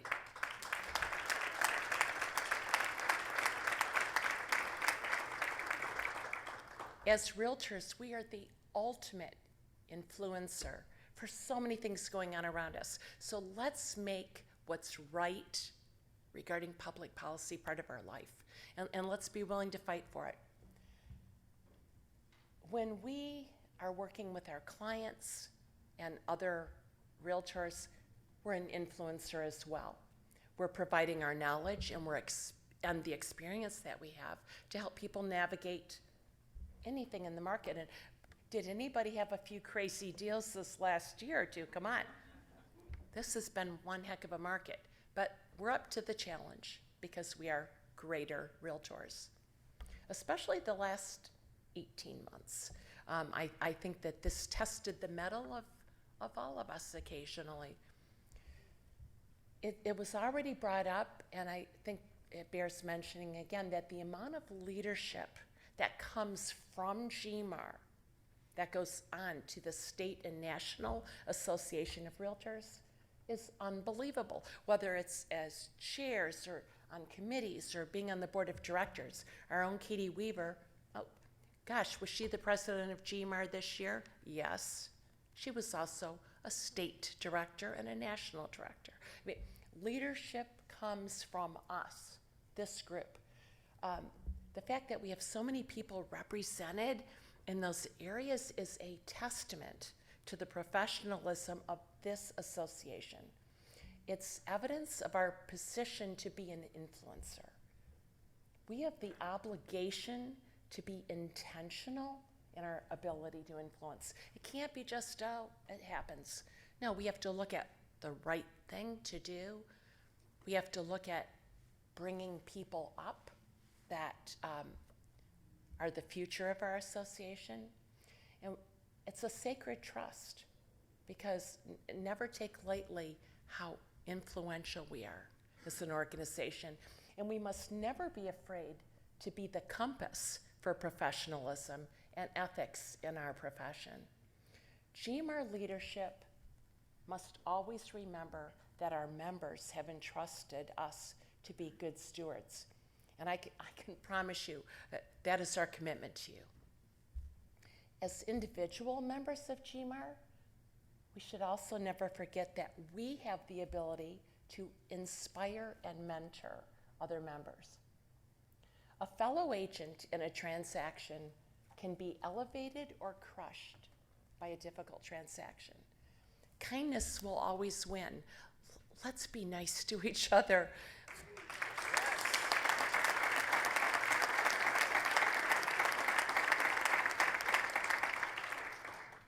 Positivity attracts positivity. I want you to, just for a moment, reflect on how someone in our profession influenced you. Maybe how an experience elevated you. Maybe it was how somebody treated you in a transaction. Maybe it was some interaction you had where somebody has had influence on you. There's enough negativity out there. Let's be the part of the positivity. So, there's two people in this room I'm going to honor right now that have been an incredible influence on me. The first one you've already met, John McCardle. He was the first president of a local pre-GMAR association that I served with on the board of directors. He talked about how our friendship grew, but what he may not know is I sat there as a new director thinking, how did this young guy, because it was 25 years ago, we were both a lot younger, but how did this young guy get so smart? How did he could command a room? And I just sat there thinking, there were we had a lot of challenges. And I looked at this person as somebody who was going to become my moral and ethical compass for how to do things in association leadership. It was true then, it's true now.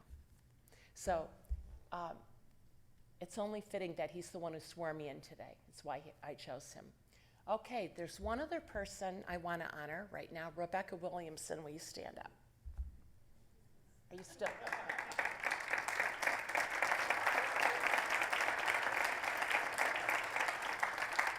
I've told this story before when I've gone around the state talking about our PAC. But so my first year as a realtor, first year on a committee, didn't know I just knew I wanted to be involved. Rebecca was the chair of what was then government affairs, and our PAC were one committee. There wasn't a separate committee. I've always been a little bit of a political animal, but I never realized how we can impact the world. Realtors are so powerful. She was such an incredible, inclusionary, inspirational chair that, I mean, it kind of set me to the path of always putting our PAC and advocacy at the top of the list of what I think an association should do. But do you think that either John or Rebecca, just by being them, knew that they had such an impact on my life? And I got to tell you, it's so important to realize that we can all be an impact on somebody's life in such a positive way. My goal this year and for next year is to influence others in a similar way. As president-elect, I devoted time to seeking out people that I thought would be incredible in leadership, but people that could really serve our association. And it's so critical because the future of any organization is to attract strong leadership. We have to be a positive influence to our members and our clients in the communities that we serve. So here we are, we're GMAR, a finely tuned machine under the direction of an incredible EO, Vicki Livernoy. No one more supportive of the board of directors and our GMAR staff in providing the best services for our members. Our continued growth in membership, as Katie mentioned, I mean, we are bigger and better than we've ever been. That's how we can offer the best services and opportunities to our realtors and affiliates. So for us to continue to thrive, we need our committees to thrive. Throughout the year, there are events designed to enhance you professionally, to help you network, and to just have fun with your peers. I'm all about the fun. Take advantage of everything we have to offer. Attend the events that the committees put forward. You're never going to regret it. We have the ability to positively influence, my favorite word about what we can do.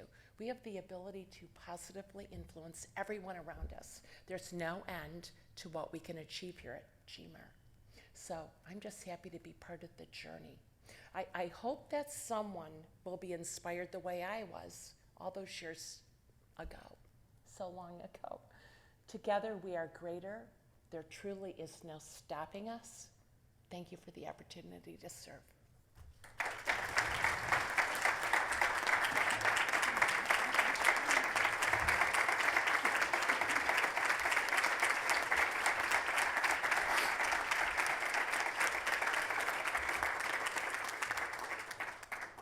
So the business portion of this meeting is officially adjourned.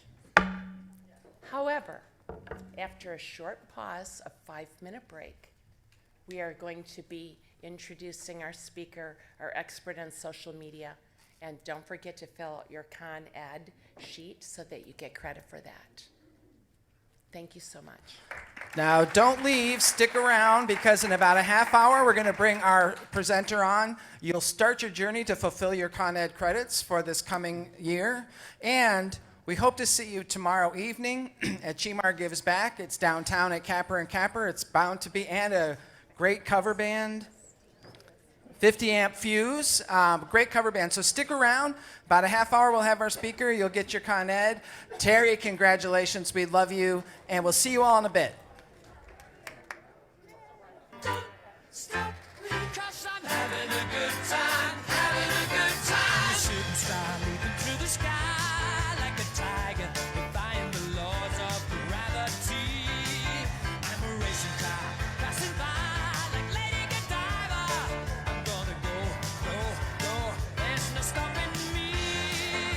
I'm burning through the sky. Yeah. 200 degrees is why they call me Mr. Fahrenheit. I'm traveling at the speed of light. I wanna make a supersonic man out of you. Don't stop me now. I'm having such a good time. I'm having a ball. Don't stop me now. If you wanna have a good time, just give me a call. Don't stop me now. Good time. Don't stop me now. Good time. I don't wanna stop at all. Yeah. I'm a rocket ship on my way to Mars on a collision course. I am a satellite. I'm out of control. I'm a sex machine ready to reload. Like an atom bomb about to explode. I'm burning through the sky. Yeah. 200 degrees, that's why they call me Mr. Fahrenheit. I'm traveling at the speed of light. I'm gonna make a supersonic woman of you. Don't stop me, don't stop me, don't stop me. Hey, hey, hey. Don't stop me, don't stop me. We are ahead of schedule, so if you come back in here in about 5-10 minutes, there's some snacks out in the hallway. We don't want any food to go to waste. You can also take it home, but come back in about 5-10 minutes and we'll get started with the rest of our program. Thank you, ladies and gentlemen.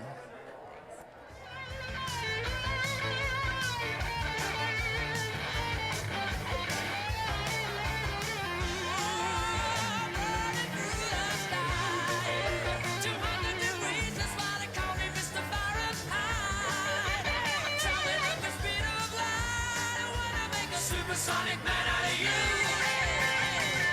Stop me now. I'm having such a good time. I'm having a ball.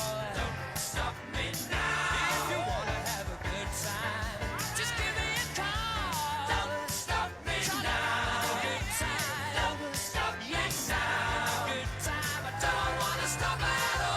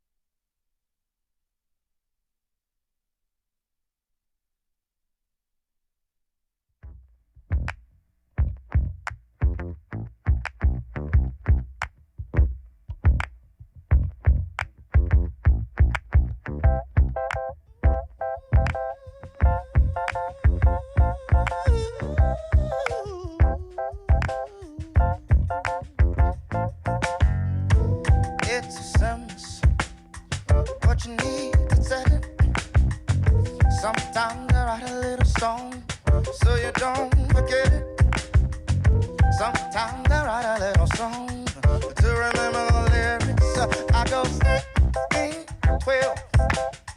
That's a code to my heart. I go 1, 6, 1, 2. Star,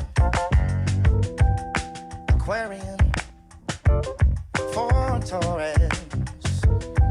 A strike on the box. Ooh, Ford Focus. Pretty flat, Donny Hathaway. Frank Sinatra. 16, 12. That's close to my heart. I go 1, 6, 1, 2. Ooh, star. 16, 12. That's close to my heart. I go 1, 6, 1, 2. Star. Oh.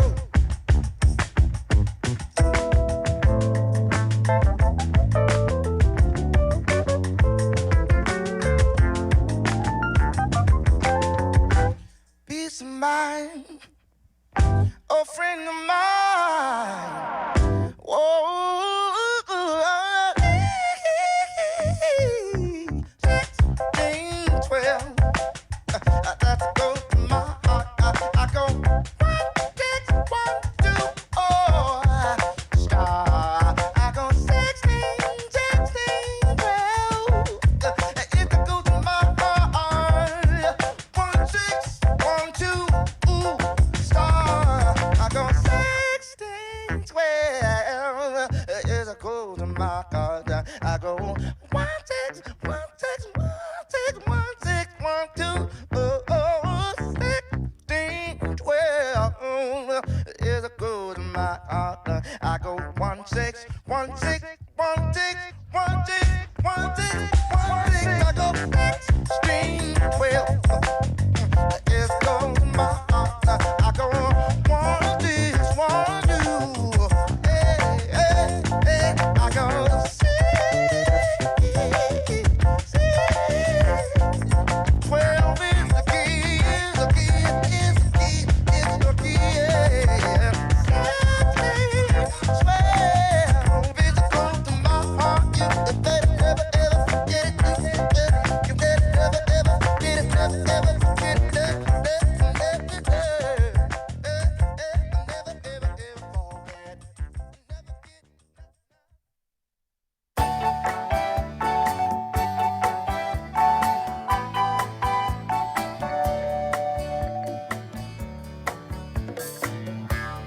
Nibbling on sponge cake, watching the sun bake. All of those tourists covered with oil, strumming my 6-string on my front porch swing. Smell those shrimp, they're beginning to boil. Wasting away again in Margaritaville, searching for my lost sugar salt. Some people claim that there's a woman to blame, but I know it's nobody's fault. Don't know the reason, stayed here all season. Ladies and gentlemen, please take your seats. In about 5 minutes, our program will begin, and you do not want to miss this presentation. Make sure you get your green continuing education sheet, fill it out, and leave that as you exit. Once again, please take your seats. We will begin in about 5 minutes. Thank you. Wasting away again in Margaritaville, searching for my lost sugar salt. Some people claim that there's a woman to blame. Now I think, hell, it could be my fault.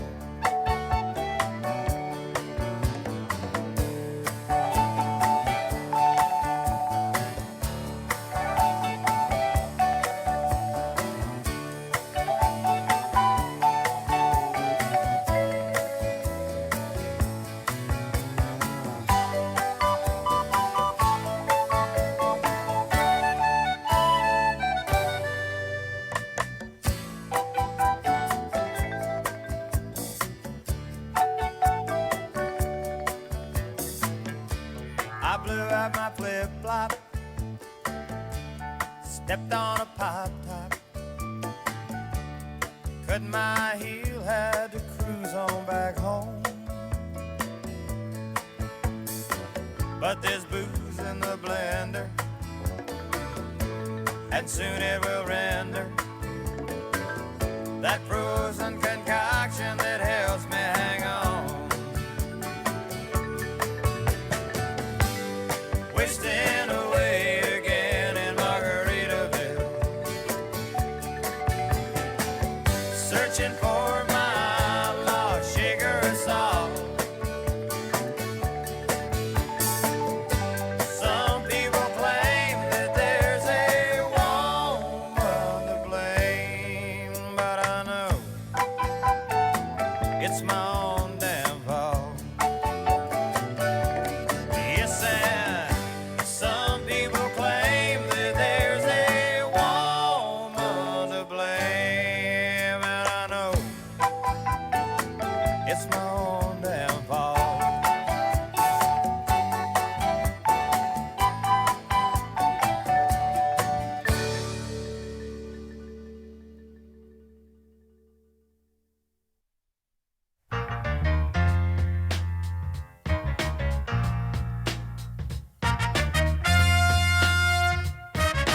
Baby, here I am, I'm a man on the scene. I can give you what you want, but you got to go home with me. I forgot some good old loving, and I got some in store. When I get through throwing it on you, you got to come back for more. Boys and things will come by the dozen, but that ain't nothing but drugstore loving. Pretty little thing, let me light your count, cause mama, I'm sure hard to hell and I yes around.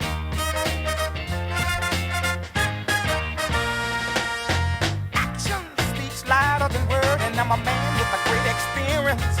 I know you got you another man, but I can love you better than him. Take my hand, don't be afraid, I wanna prove every word I say. I'm advertising love for free, so won't you place your ad with me? Boys will call my dime by the dozen, but that ain't nothing but 10-cent love. Pretty little thing, let me light your count, cause mama, I'm sure hard to hell and I yes around.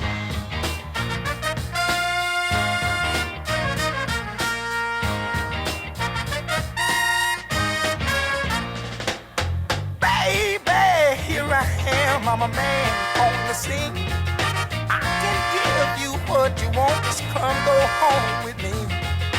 I got some good old loving, and I got better in store. When I get through throwing it on you, you got to come back for more.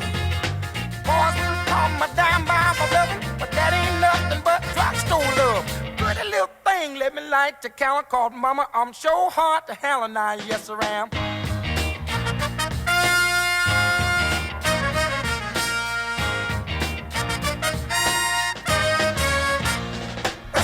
Give it to me. I got to have it. Give me some good old love.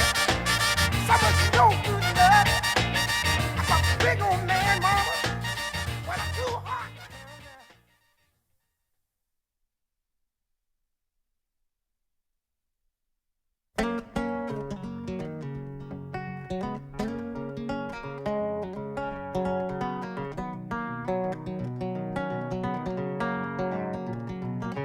You know, well, I'm a chicken fried and cold beer on a Friday night, a pair of jeans that fit just right, and the radio. Oh, oh, oh.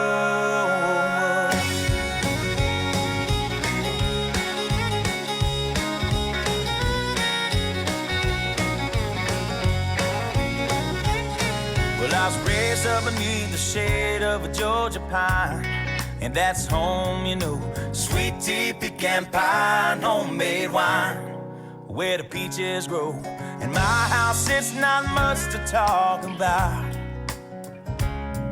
but it's filled with love that's grown in southern ground, and a little bit of chicken fried. Cold beer on a Friday night, a pair of jeans that fit just right, and the radio. I like to see the sunrise, see the love in my woman's eyes. touch of a precious child and know a mother's love. It's funny how it's the little things in life that mean the most, not where you live, what you drive, or the price tag on your clothes. There's no dollar sign on a piece of mind, this I've come to know.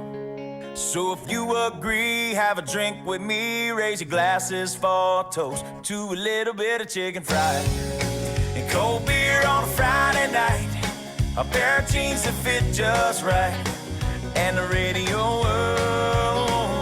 I like to see the sunrise, see the love in my woman's eyes, feel the touch of a precious child, and know a mother's love.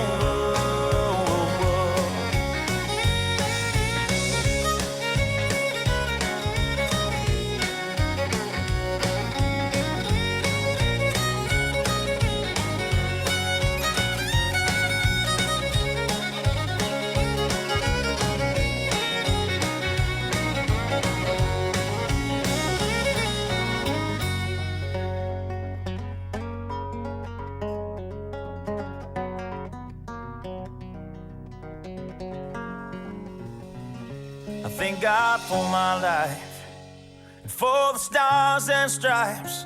May freedom forever fly. Let it ring.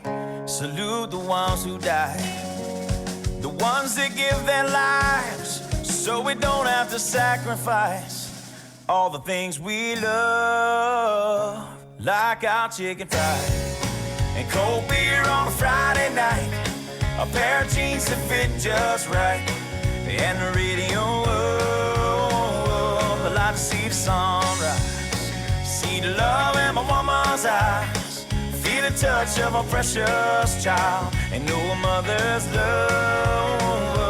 Get your little chicken fried and cold beer on a Friday night, a pair of jeans that fit just right, and the radio world.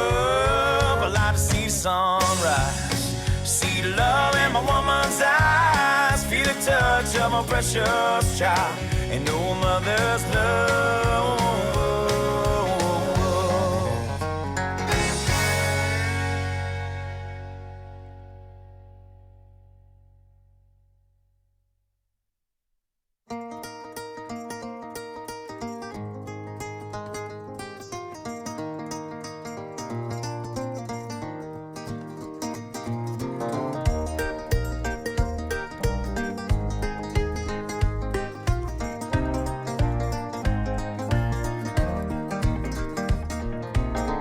Gonna put the world away for a minute, pretend I don't live in it. Sunshine gonna wash my blues away. Had sweet love, but I lost it. She got too close, so I fought it. Now I'm lost in the world, trying to find me a better way. Wishing I was deep, deep in the water somewhere. Got the blue sky breeze and it don't seem fair. Only worry in the world is the tide gonna reach my chair. Sunrise, there's a fire in the sky. Never been so happy, never felt so high. And I think I might have found me my own kind of paradise.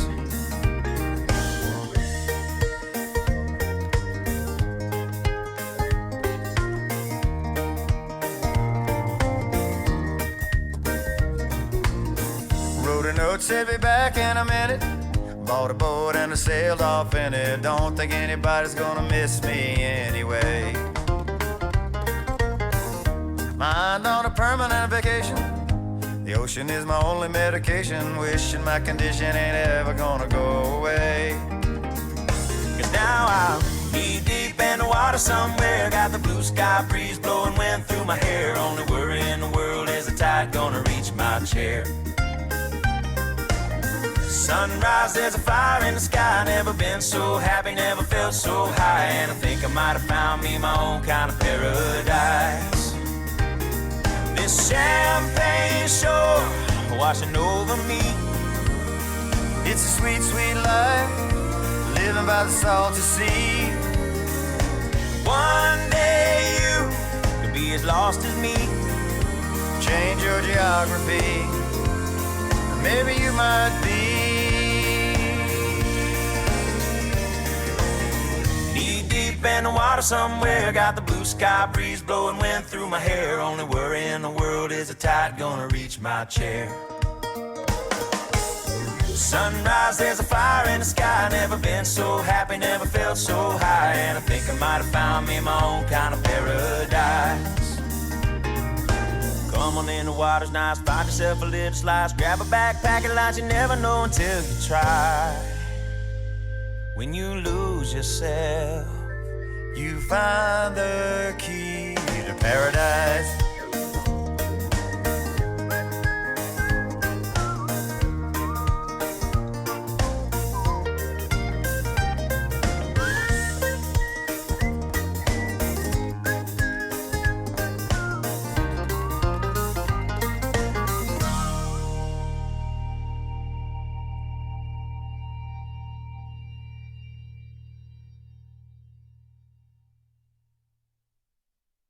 I can see you over there staring at your drink, watching that ice sink all alone.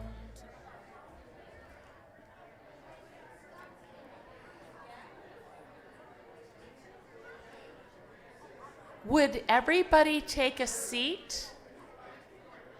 And don't be shy. Move up closer if you'd like.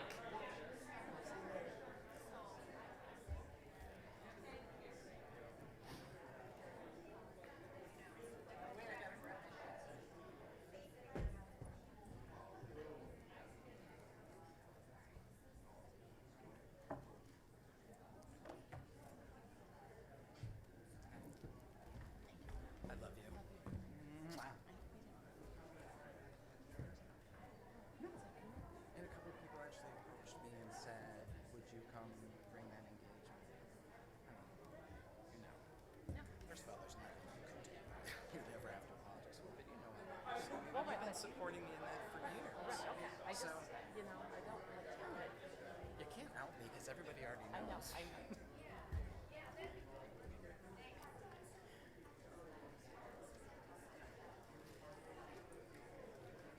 Katie Weaver, you are still the president. Come up here with me, please. Yeah, she's still president for the rest of the year. We are a team. Everybody, it's a little shh. Thank you. Our speaker today is the recipient of Crane's Detroit Business 20 in their 20s and Oakland County's 40 under 40 awards and a nationally recognized speaker on digital wellness. Mark is determined to help people share their light with the world. His goal is to restore energy and focus to organizations battling modern life's nonstop pace, so we don't know anything about that, and growing sense of disconnection. It is my pleasure to introduce to you Mark Ostash.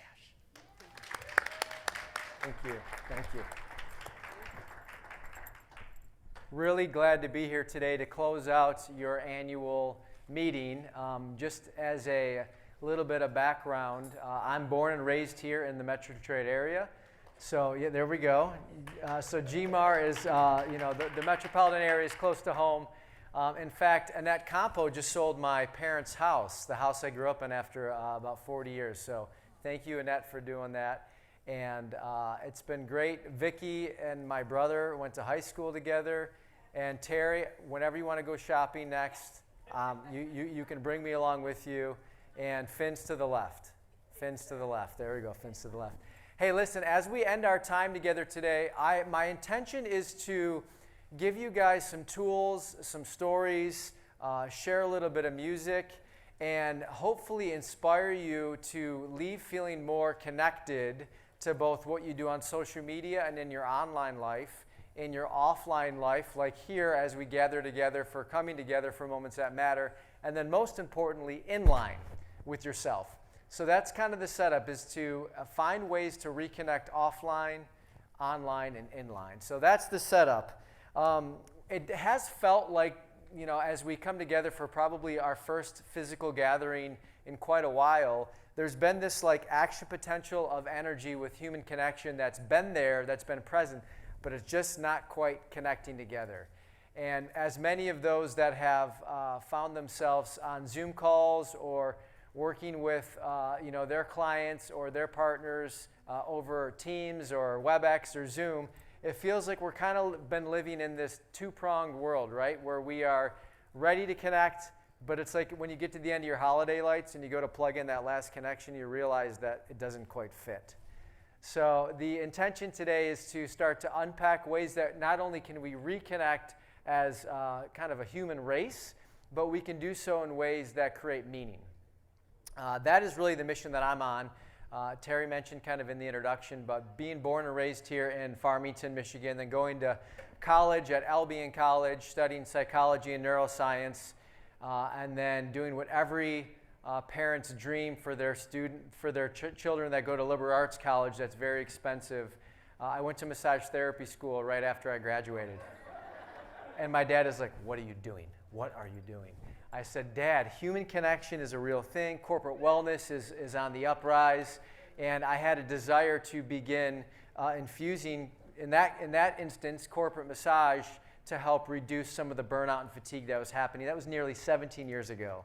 So as we all know with the windy career path that is life, I didn't do the corporate massage full time. My friend was starting a technology company.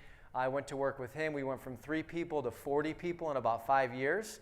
And I was the non-engineer kind of liberal arts counselor with a bunch of engineers and folks that didn't know much about HR or a professional environment. So that was a great experience for me, but I share that background because the psychology that I studied in undergrad and the technology that I experienced in industry birthed this passion for the psychology of technology.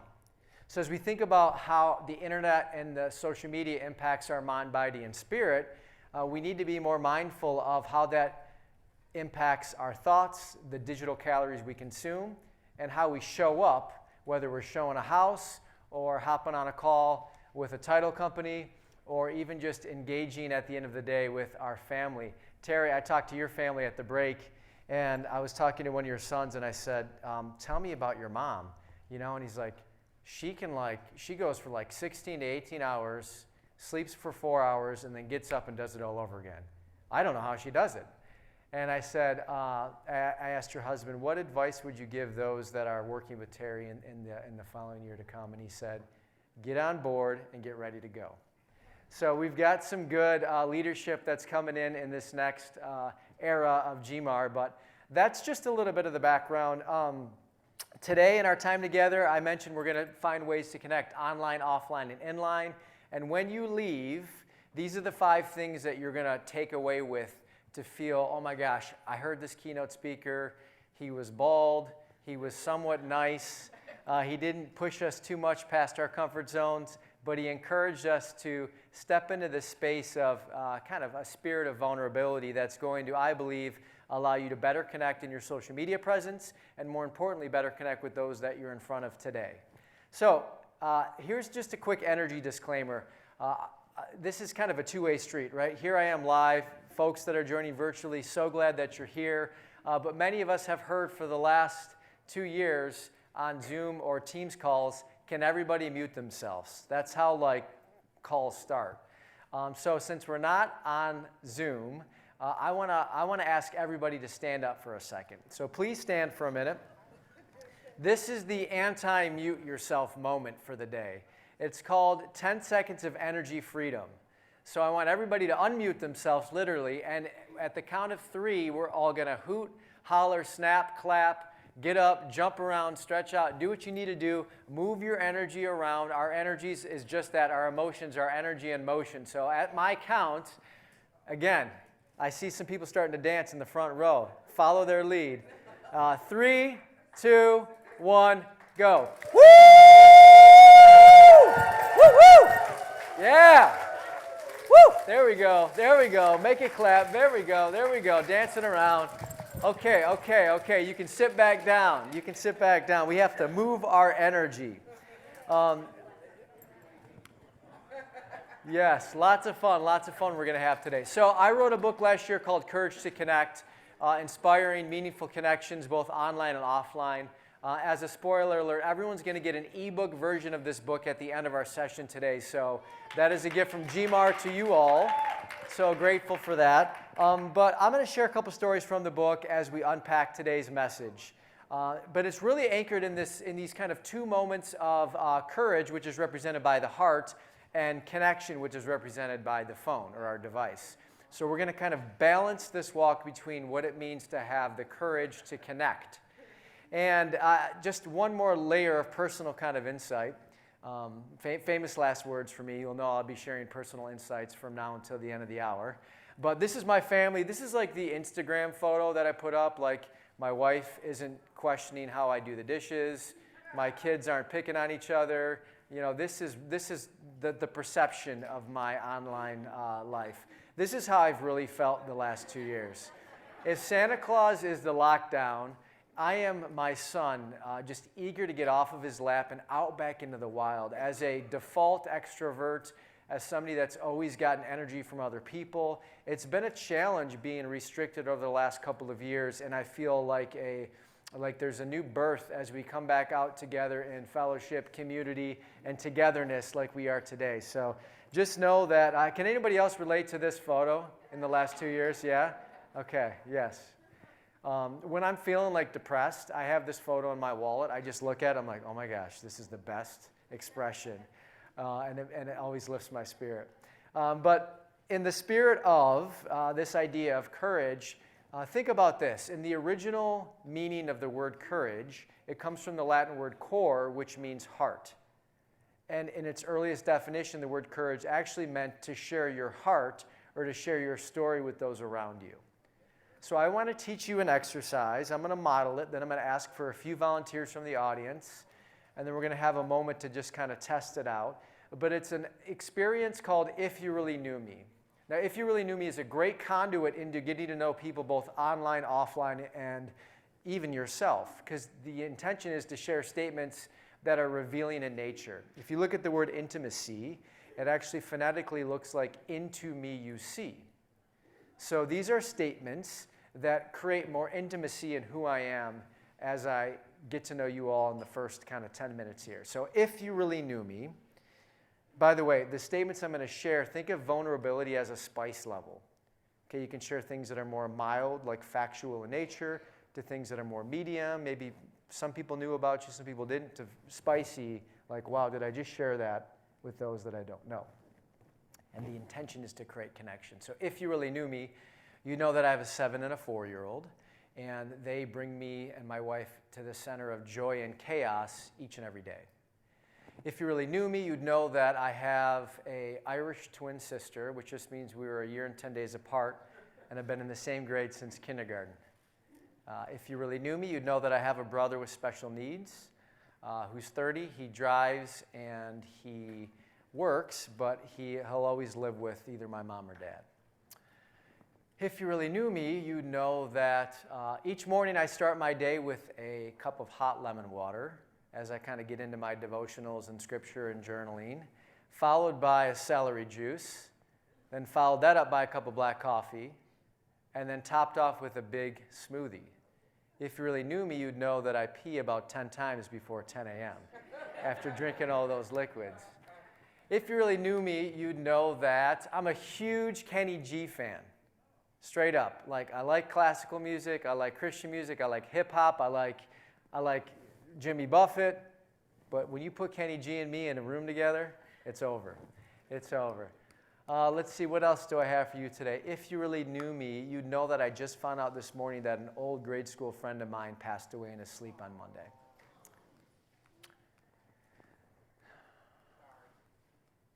If you really knew me, you would know that I often smile on the outside, but I don't quite feel that way on the inside.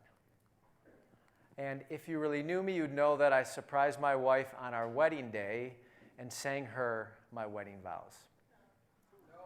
So I'm not singing today. Don't be egging me on. I know where you're going with that laugh. But that's how the exercise works. I've had a chance to do this for a couple years now, so I shared more of an array of things. You might share one thing, two things. You might think of something that somebody else says that makes you kind of primed to share something related to that. Does everybody kind of understand how that works? Wonderful. So here's what we're going to do. Hannah's got a mic, and I want to hear from a few folks in the audience just to model this exercise of if you really knew me. So we can either get a few courageous volunteers, or I can empower the Irish guilt that my mom empowers onto me to call on people that are looking at me. So which route do we want to go? Can I get a volunteer? Oh, there we go. Round of applause. You can stand up and introduce yourself. Hi. Hi. If you really knew me, you'd know I have a daughter who is graduating from American University in Rome in May. If you really knew me, you'd know I was a huge Prince fan, and I went to Paisley Park last weekend. If you really knew me, you'd know I'm pretty much alone. My parents died, and all I have is me and my daughter. And if you really knew me, you'd know that I have an MBA, and my mother said, "Are you crazy? You're going to be in real estate? Are you crazy?" And when I achieved success, she jumped up and down and had a big picture of me on her mantle with Realtor of the Year, and I hadn't won that yet. So that's me. Round of applause. That was fantastic. We got another person that wants to share over here. Just introduce yourself so everyone can know who you are. Maria Kopicki, Coldwell Banker. I have the privilege of working in the same office as Terry, and a lot of great agents. If you really knew me, you would know I've only finished my second year as a realtor.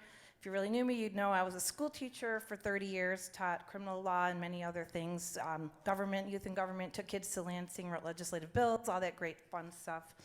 If you knew me, you'd know I have 4 adult daughters that all live out of state. I used to have 2 dogs, both have passed. I have a wonderful, if you really knew me, you know I have a wonderful husband. We've been married 32 years, so we like each other even after living in the pandemic, and so I'm very grateful for that.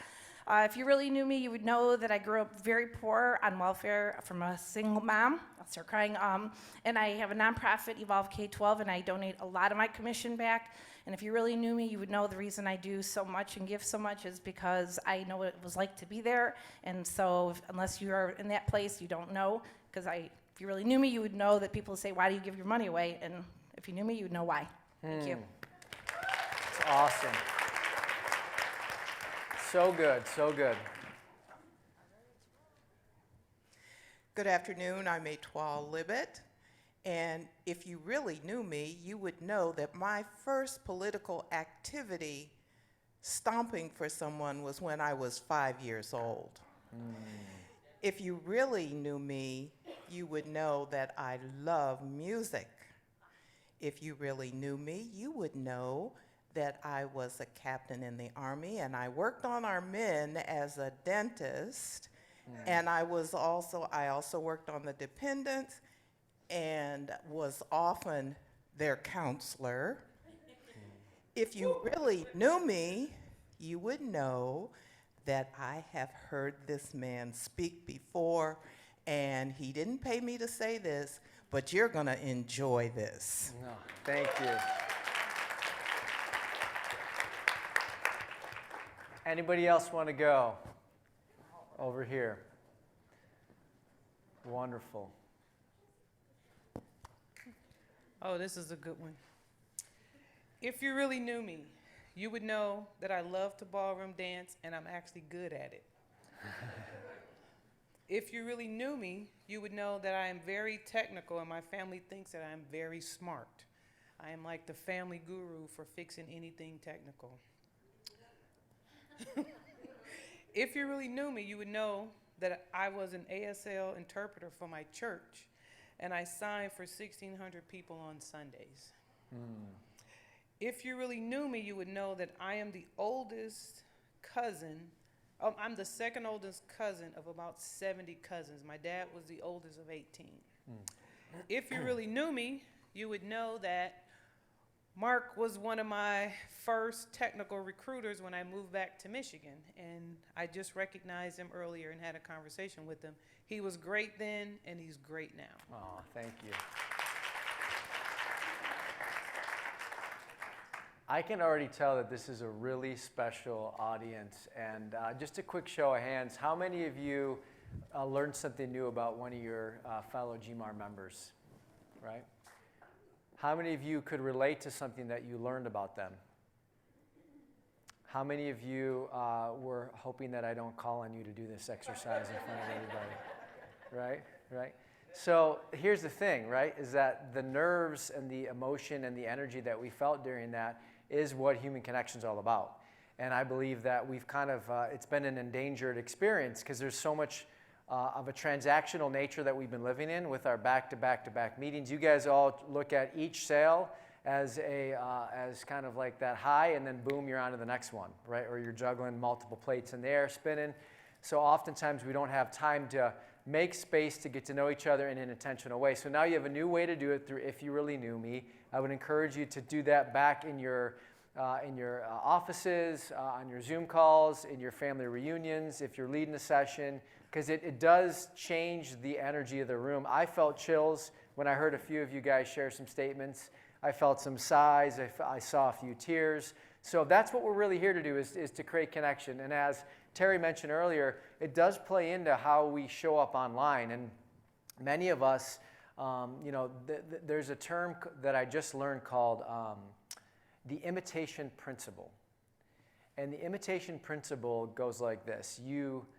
Hold on, let me get this right. You reflect what you consume.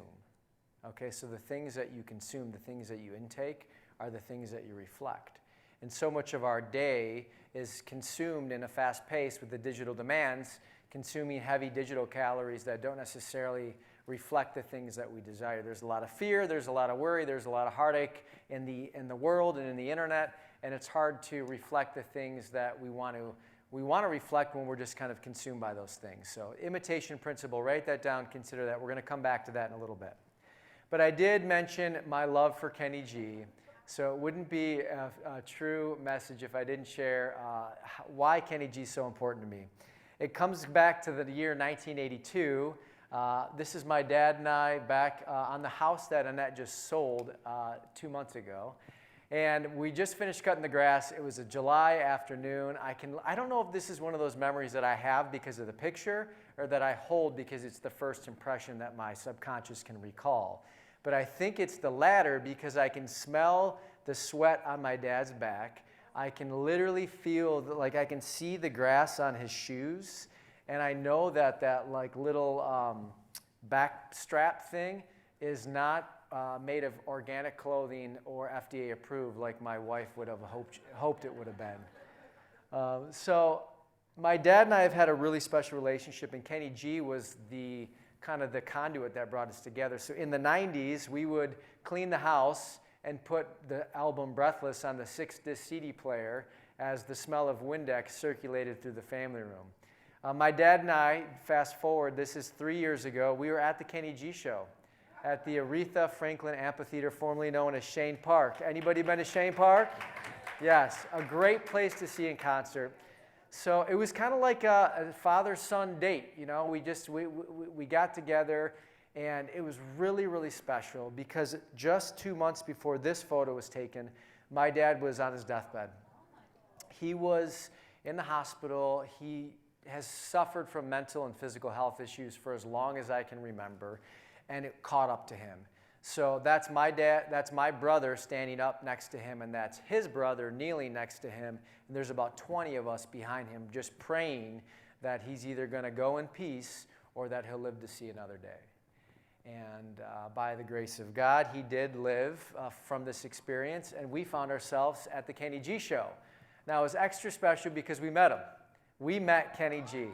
It was so cool. Yeah, it was so cool. So I had kind of good tickets that were hooked up from the concert venue. As a part of the package, we got the parking where the actual production staff parked.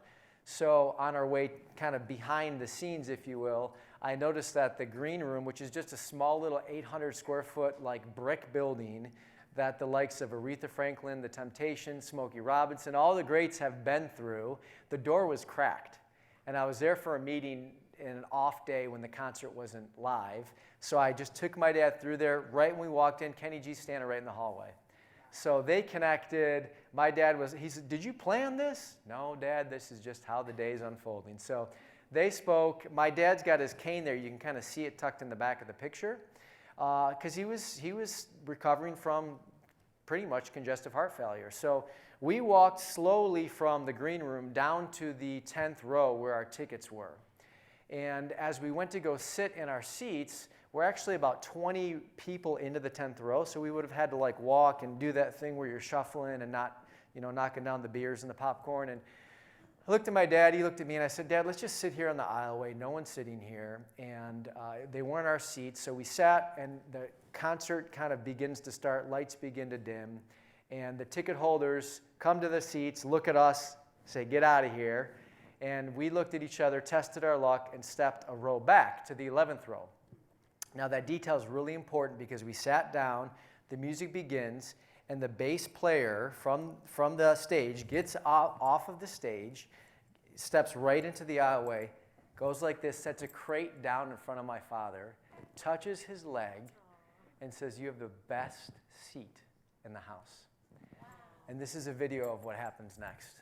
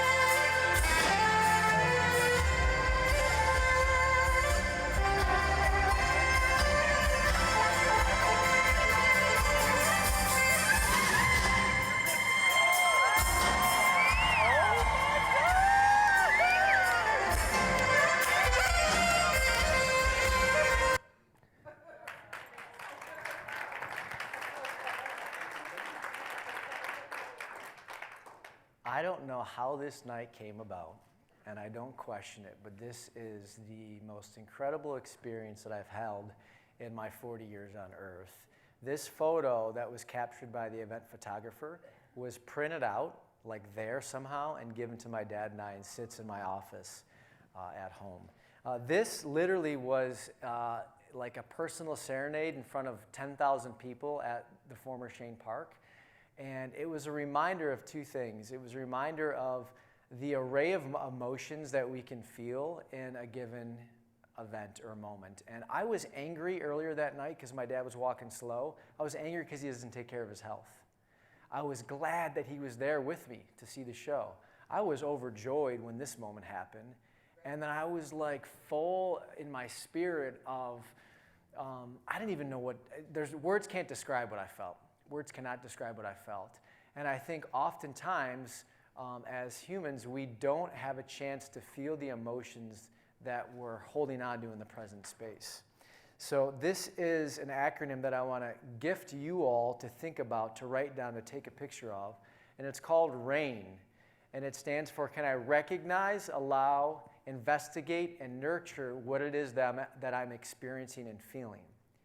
And with the weight of the world, the tension of the times we're in, and just the digital fatigue that happens in our online life, we often don't even have times to acknowledge the feelings that are being provoked by the headlines that we're reading or experiencing. So RAIN is a great tool to say, hey, can I recognize how am I feeling? Can I allow that experience to be there, especially if we're having those lower third emotions, anger, sadness, and depression, where we're just like, why are these there? Why are they showing up? Let's push them down. We push them down like a beach ball in the pool, and then eventually they just shoot right up, and we get upset at somebody or we just blow off.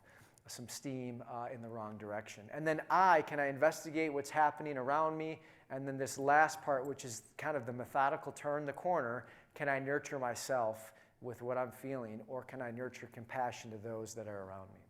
So RAIN is a great tool for you to continue to harness the emotional wisdom that your body holds and the experiences that you're given, while not just repressing what you're feeling.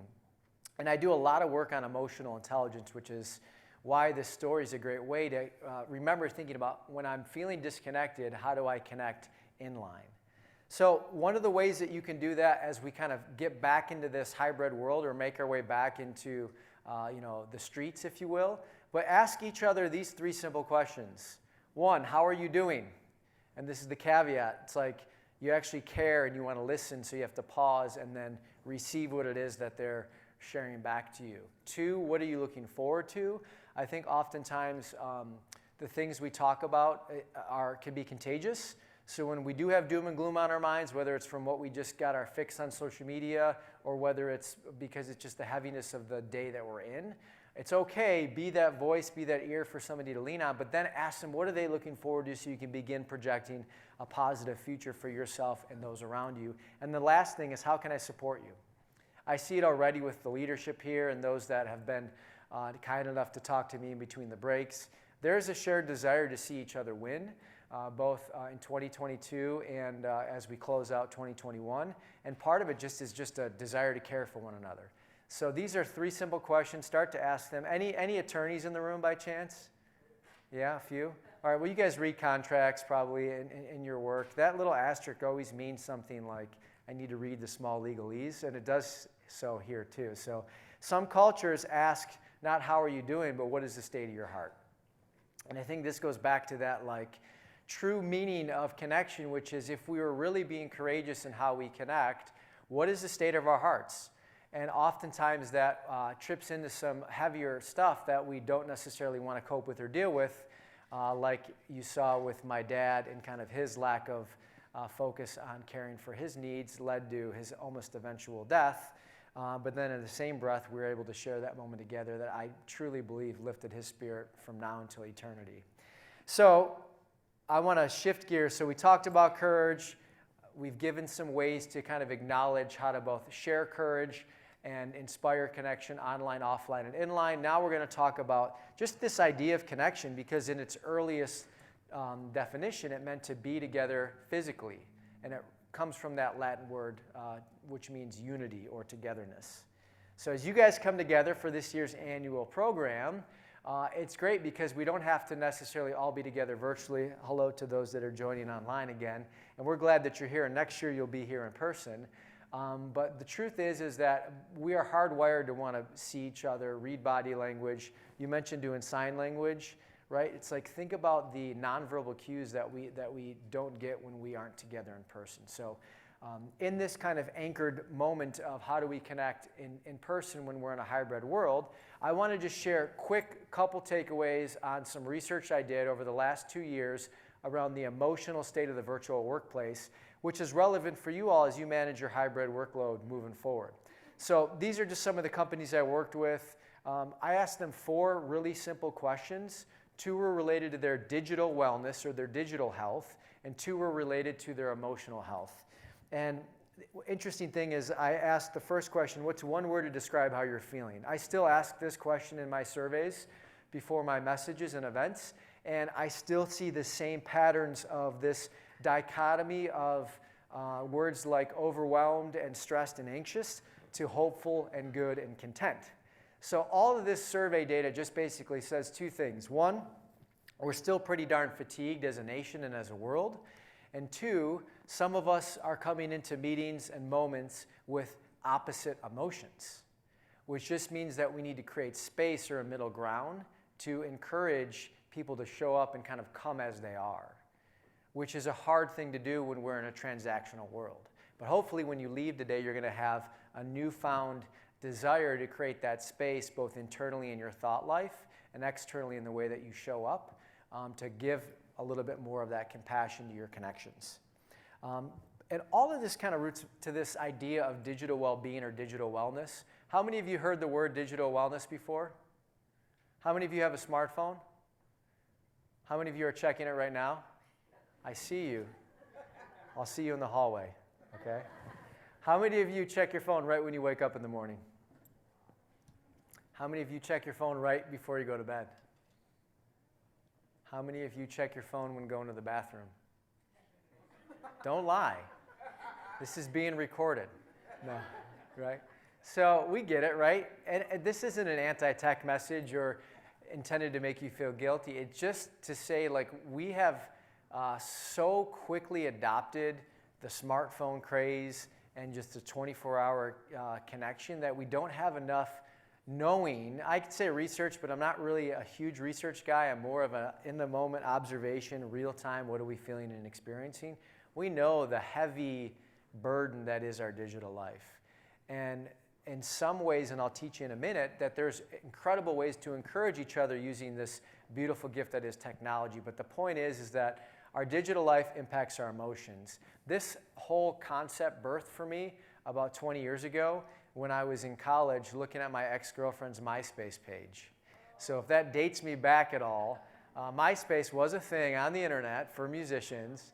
But I started to realize that what I do online impacts my behaviors. So in that case, I was 19, getting jealous, and then drinking, right? And then waking up hungover, and then talking to my friends about how I'm never going to drink again and feeling depressed, right? All because of what I was consumed with online. Anybody feel like their online life have a direct impact to those vices they hold? Show of hands. Thank you. So you guys get it, right? So let's just talk for a minute about why this happens. So when you think about this kind of moment in time, some of us have done it today, or they're doing it now, or you're in between moments. It's really hard to stay engaged for long periods of time. I get it. I've got a 7 and a 4-year-old. But oftentimes I like to refer to this as PTSD, which in this case stands for post-traumatic scroll disorder, right? PTSD is a real thing. I know people that have experienced it. I'm not downplaying that. It's a really sensitive topic. But for purposes of this context, I believe that we consume low doses of trauma when we're scrolling aimlessly throughout our days, and we're consuming digital calories that look like this, right? I know we're getting close to that lunch hour, so I can feel the Pavlov's dog salivating at the food on the screen. But just trust that the message is going to provide more fulfillment than the empty calories that we get when consuming aimlessly on social media. So we need to be intentional, and again, this goes back to the imitation principle. You reflect what you receive. That's what it is. It wasn't coming to me earlier. You reflect what you receive. So if you are receiving empty digital calories, you are reflecting empty digital calories. And you'll see that most when you hear people say, today on Facebook I saw, and then you insert some sort of polarizing moment. Or today on Instagram I noticed. And then sometimes it's like, hey, did you see that hilarious dog video? Or that like husband imitating the wife that's critiquing their every move? And those are funny moments, and those create some brevity. But for the most part, it's about shifting our awareness to how our online life impacts our thoughts, our feelings, and how we show up.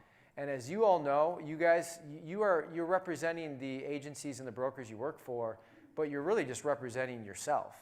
And people want to work with you because of the energy you hold in the room that you walk into.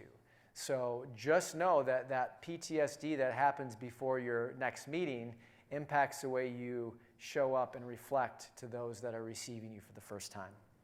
So doom scrolling, I'm not going to get into it other than to say that it's like when you just sit in bed or you lay in bed at night and you just doom scroll and look at the headlines, the COVID stats, the interest rates, whatever it is that is variable in nature. Those things are going to continue to fluctuate till the end of time.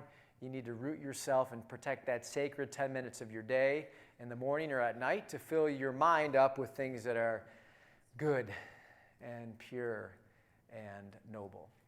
And we do that by shifting our behaviors. I had a chance this morning to talk to a radio station about daylight savings. And we were talking about we're getting an hour coming up, right? We're gaining an hour. But also with that, we're losing that precious sunlight. And it gets like pitch black at 5 o'clock. And you get home from work and you're like, is it 9 o'clock right now? And you still have to like push through the final shuffle of the night. So That's sad, that seasonal affective disorder, that's real. So I want to encourage you guys, since it's kind of in the realness of where we're entering this weekend, is how do you start to recalibrate your digital habits with daylight savings? And I'm going to talk through ways right now, and I want you to talk amongst yourselves on how to consume healthy digital calories.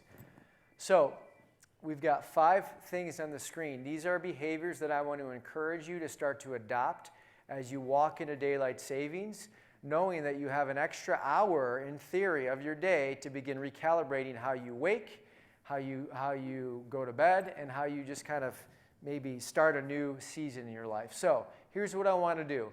I want us to take a couple of minutes at our tables and talk amongst yourself on which of the 5 things that you believe you need to work on and why you need to work on them. And then we're going to debrief as a group here from a few tables and keep moving on.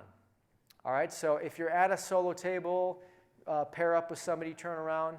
Otherwise, pick one thing you want to work on. Let the other person or people know at your table why you want to work on it. We're going to take about 4 minutes, and then we're going to debrief as a group. Good? Okay.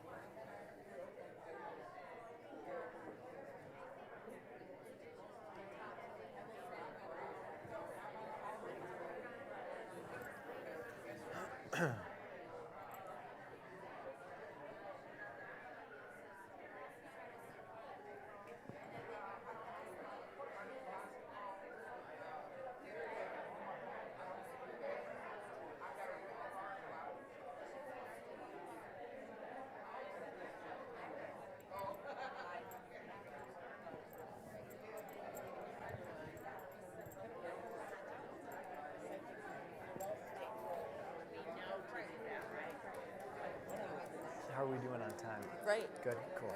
Okay. You Okay, cool. If Great. you want to do massages at the end. Yeah. I was like, oh, ready.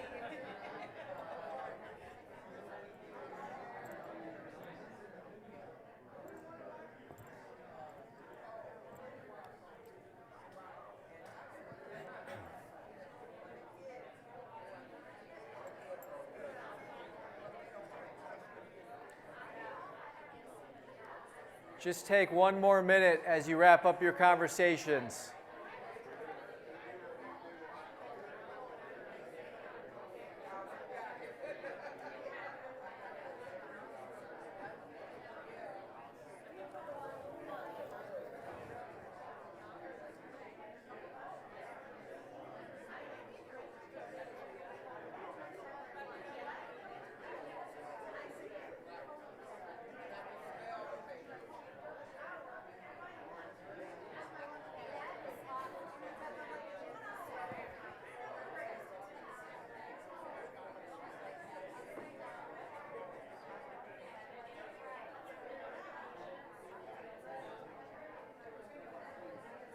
Okay, let's bring our attention back up here. We're going to have a chance to share some things that we were talking about amongst our tables. Hannah, I'm going to have you run the mic if that's cool. So let's hear from a few tables on, just raise your hand. I want to hear what you picked and why. And if there happened to have been a kind of a consensus at a table, you can share kind of the general nature of what you talked about. So we've got a first volunteer over here. Introduce yourself and just share. Good afternoon, everybody. Nathan Boji. Hello? There we go. All right. So Rebecca and I were chatting about which of the couple things on the list here that would work for us. And the big one was the get rid of the phone the last hour of the day. And kind of went hand in hand with me is the number 2, sleep device free, because it's my alarm clock, it's my home phone, it's everything. And what ends up happening is, we typically work as realtors right up until our eyes close, and then if we wake back up for a minute or two, we continue to work. It just eats up a lot of time, right? Messing around with your phone because while you're waiting for that email or that text message or whatever it is about some deal you're working on, you're scrolling through Facebook or Instagram or you're shopping or whatever it is, and the next thing that, another hour went by and you're like, crap, I got to be up in 3 hours or 4 hours or 5, whatever the number is. For us, it was get rid of the phone faster. Yeah, I like that. How many else picked number 5, end your digital day 1 hour before bed? Right? Okay, so there's a good portion. Just think about it like this. When you're in a plane, right, and the plane lands, it just doesn't drop from 30,000 feet in the air. It descends, goes down to the runway, and smooths in, ideally. So similarly, that's how we need to function before we head to bed. And try to get into that, people ask me, what about TV? It's like, well, TV is great to just kind of use as a way to decompress and kind of, head into the runway, so to speak. But just try to read something. It could be something extremely boring that puts you to sleep. You might even want to try this. It's called a conversation. You can have those with those you love. You can have those with those you don't really love. But just try having a conversation before bed. Or even just writing and reflecting on your thoughts and on your day. A huge proponent of keeping a gratitude notebook. Everyone's actually going to get one at the end of our time together today. But yeah, writing is a great way to kind of close the door to the day. And as you mentioned, you're in a business that doesn't stop. And I am equally guilty. If I had a digital vice to confess to you, it's email, right? It's pulling it down. Did the contract come through? Is it signed? Did they, when's it happening? Or my wife will, talk to me on the phone in the middle of the day. She's like, oh, sounds like you're doing great today. Did you get a signed contract or did you have a good event? I'm like, yes, my mood is contingent on those things often. But the point is that when you start to become obedient to the fact that if you continue to do your job well, show up, reflect the things that you want people to trust and see in you, those deals are going to happen. And they're going to, if they don't happen at 11 o'clock at night, they're going to happen at 11 o'clock the next day. So give yourself the space. And again, daylight savings is a great way to recalibrate some of those connections or those habits. Who else wants to share what they picked and why they picked it? Down in the back over there, Hannah, thank you. Get a round of applause for the next courageous sharer. Okay, one of the things we were discussing, and it kind of led to another subject, is setting parameters. As realtors, we live, breathe our business every single day, to the point we start missing family events. We don't realize our half is bored and missing us, to the point they leave us. So we have got to set parameters, and digital is the first step. That's awesome. Who else feels that way? That they're jeopardizing the things that matter most in life based on their commitment or their devotion to the business? It's a fine line. Only you're going to be able to figure out what that line looks like. I was laying in bed with my wife 2 nights ago, and we were talking about this idea of work, and she was giving me a hard time about something that happened earlier, and I kind of came out of the gates verbally swinging, right? And I said, you know what? I feel like I'm in the 1 percentile of dads that spend time with their kids, trying to defend the fact that I'm an active dad, but a desire to work and bring in money, etc. And she's like, yeah, that's the way it's supposed to be. And I was a little I felt humbled in the moment because I felt the truth that she spoke over me when she said that. And then I felt this like opportunity that the entire world is under right now on redefining what it means to work. And as you guys have learned new rhythms to do your work and even do so sometimes when you're not even seeing clients a year ago and you're still closing deals, and some of you are having the best years you've had in your careers, what does that mean for the way that you evaluate your day and the hours in it? And I would challenge you to focus on that question more and see if you could even start diverting in that hour when you're taking a digital fast to something more meaningful like family, children, a hobby. God forbid you pick up the guitar or the trumpet or write that book you want to write, or spontaneously call that friend that's been on your mind all day that you're not making time for.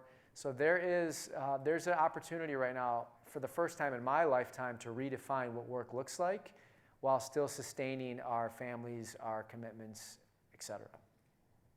But whatever you do, maintain your GMAR membership, right? That's a must. Fixed variable. Fixed variable. Yes. So, all right, how are we doing? Can we go for like another 15 minutes? Okay, we'll go for another 15. We'll save some space at the end. Just curious, how many of you are still on, well, I'll say it like this. How many of you have 1 to 5 video calls a day? Like video meetings, Zooms, WebExes? Okay, so not a lot, not a lot in comparison to a lot of the organizations I work with. Do a lot in the mortgage industry, where they're meeting centric. So that's not you all. So this next kind of takeaway, share it with somebody that you know who is totally video meetinged out. And it just comes back from that data of the 3,000 people we asked last year. How many video meetings do you have a week? And then correlate that to how do you feel? So we found as a kind of a correlating takeaway was that if you have more than 25 video meetings a week, you are 2 times more likely to report poor emotional health. So for organizations that don't quite have video meeting policy as they've gone all in on the remote place, just food for thought. And you guys are doing just that. Today we're here together for moments that matter. Come together is the theme. It's hard to do so when we're stressed. How many of you came into today feeling like, what is this weekend to end? I'm super stressed out. A few of you? Okay. See me in the hallway after the message. But I think stress is an interesting thing because it's, again, we have this oftentimes edited perception of our online life. By the way, Tara, your headshot with your dog is so authentic, and it's like I would so much rather see that than something overly polished, wrinkle-free, hair-free, like whatever it is that we often do. My wife's a photographer, so she's always like touching people's faces up. I'm like, they're beautiful how they are. Let them be. Come to bed. Yeah. I'll put down my phone. Yeah, put down the phone. Yeah. She snuggles with Instagram instead of me. We're talking about it in therapy together. But the thing is that we have this tension. It oftentimes puts us kind of in a feeling of uncertainty or not. Some of us are feeling like, gosh, how do I keep even showing up? I just want to remind you that I've got this 91-year-old mentor. He looks and talks like Yoda. He was a physician in Rochester, Michigan. His name is Dr. Lauren Siffring. He's an incredible mentor and man. And he always reminds me that your hope is where you anchor your rope. Right? And he's another one of those incredible wise word people. So the word rope actually comes from the origin of the word rope. So there's already a deep meaning. And when you think about like where you have your hope in, I have my hope sometimes in my quarterly financial projections. I have my hope in the attaboys I get after a message. I have my hope in these things that aren't necessarily worthwhile to put my hope in. And sometimes when those things don't come to fruition, I'm left with shame or fear or guilt or worry or concern or all these other emotions that often leave us feeling like we're just floating in the middle of the sea. So when you think about it, if you can put your hope into something more substantial, and I believe that we do that with compassion or grace, is that we can kind of remove some of those emotions that leave us feeling like we're out in the middle of the sea, and we can extend the compassion that we receive to ourselves or others. So who needs more hopeful compassion in the room? Okay? Awesome. Everybody. Yes, everybody. So another thing to think about when you're having one of those days where either the deals are flowing or you haven't eaten because you're so busy, or you're just, it's your 18th hour and you're still emailing. Halt. Stop what you're doing. Ask yourself, am I hungry, angry, lonely, or tired? If you say yes to one or multiple things, chill out for a minute. Take a breath, step away. Anybody feeling hangry right now, just hearing the talent of the message? Yeah. I'm sure there's some spare eggs and bacon somewhere floating around the building. So HALT is a great thing to remember for yourself and others, because when we think about this ecosystem of hopeful compassion that I hope to impart to you through the things we've learned today, is that we can have more space to halt because we're not so busy in our own minds or on our own transactions. We can actually find space to just create that healthy margin that allows us to connect as human beings. So when you need to halt, you can also shift by taking a deep breath, asking yourself, is what I'm thinking serving me, or is what I'm believing right now not serving me, and then what do I need to let go of? And again, like so much of our discomfort and disease starts in the mind. We all know this, right? And we all experience this.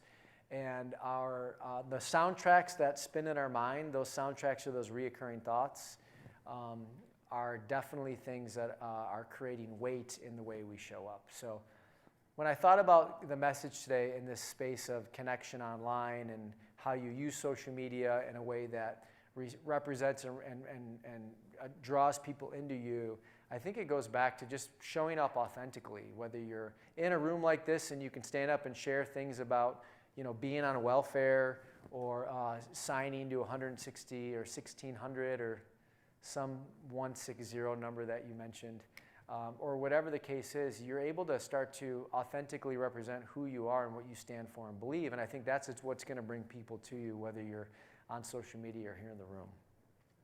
So the last thing that I'd say on this idea of connection before I end with a story is that we need to figure out and find ways to jumpstart our days, whether we're experiencing the seasonal affective disorder, whether we're fatigued, or whether we're just like, we know that we're off kilter. For me, it's massage.